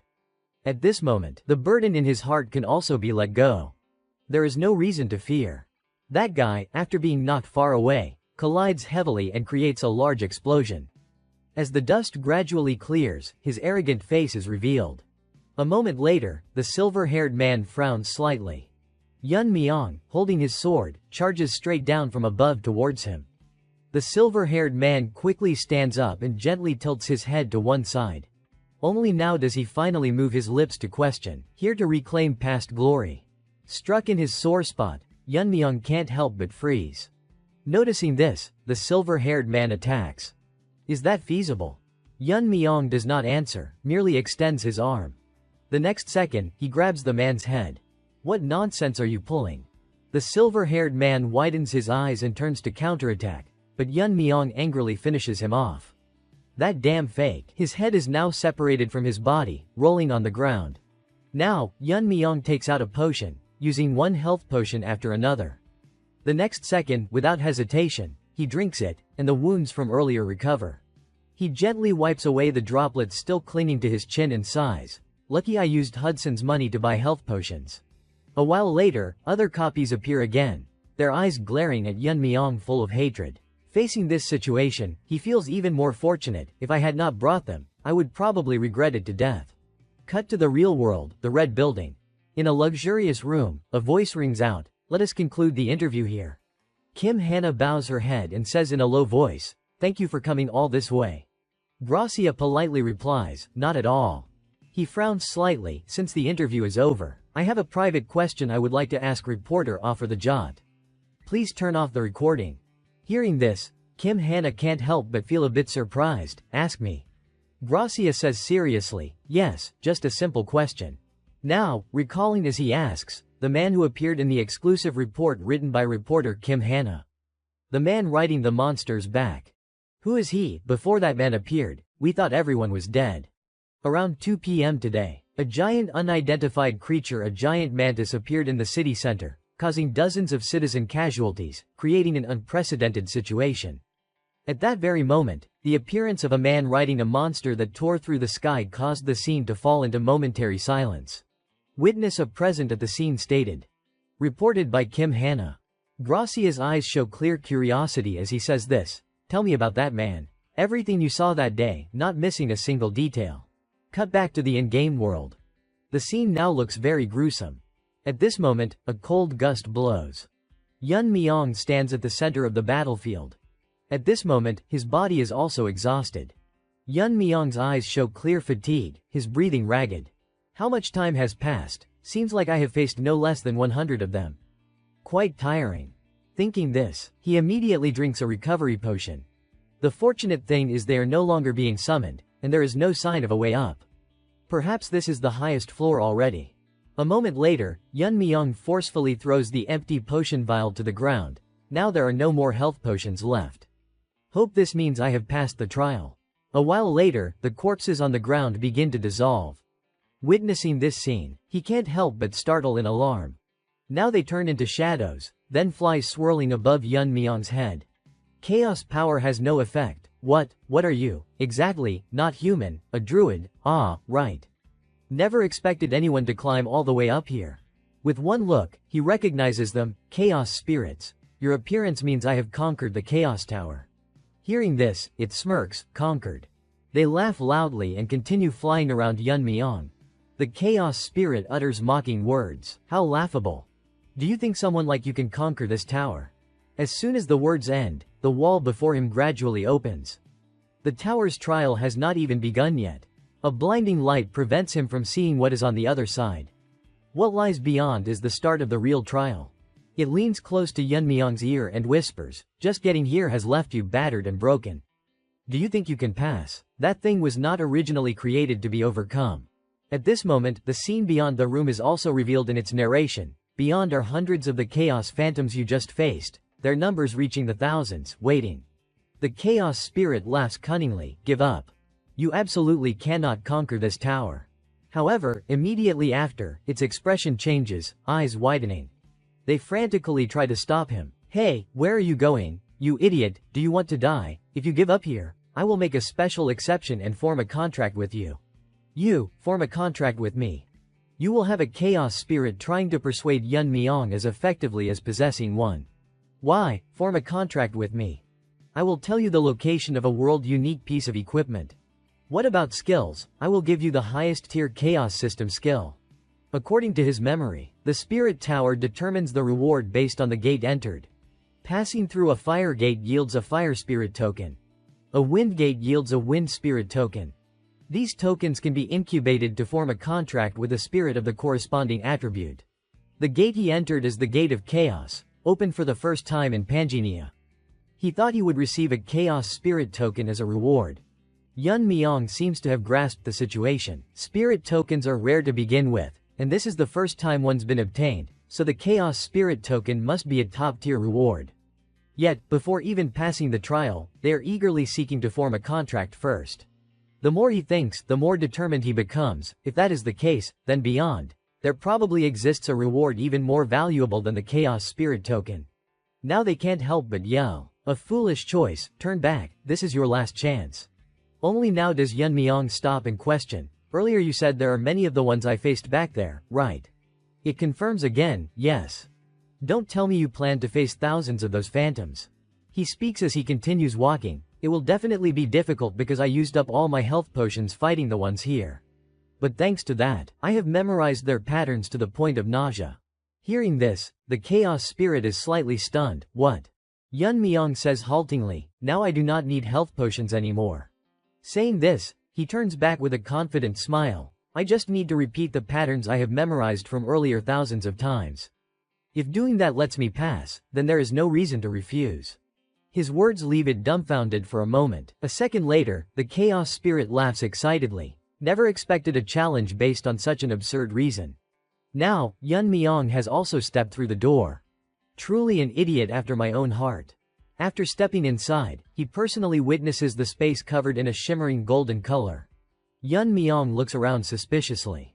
This is when the notification appears again. Reached the tower summit. Main quest 3 completed. Summarizing content. Reading these lines, he can't help but feel puzzled. Quest complete. Immediately after, a ball of fire appears before Unmasking. Finally climbed all the way up here. Oh druid, congratulations. Your companions seem not to have arrived yet. He curiously probes. What? Start of the real trial? That was a lie, then. Now it confirms, correct. If the player chose to form a contract with a chaos spirit, you would never escape that place. Unmasking slowly draws his sword. They are really good at deceiving people. The fireball explains, chaos spirits inherently adore deceit. Saying this, it then asks, but you must have received the hint when passing through the gate, right? Hearing this, Unmasking understands, so that is what it meant. Now it does not beat around the bush anymore. After all, the conquest reward must be received. Stretch out your hand, O druid. As he extends his hand, a surge of power draws it in. Conquered the Chaos Tower. Granting Chaos Tower conquest reward. Unmasking is still pondering inwardly. If it ends like this with nothing hidden, then the reward really is the Chaos Spirit token. Though a bit regretful, it is still a decent reward. However, what he receives is obtained Chaos Spirit token. Unmasking widens his eyes in astonishment. His hand is enveloped by a black, void-like power. The system notification appears again. Hidden trait, celestial body. Countless feathers envelop. The system notification is also altered. After a moment, it returns to normal. Obtained celestial spirit token. Unmasking looks in amazement at the thing in his hand, his voice halting, carrying confusion. What is this?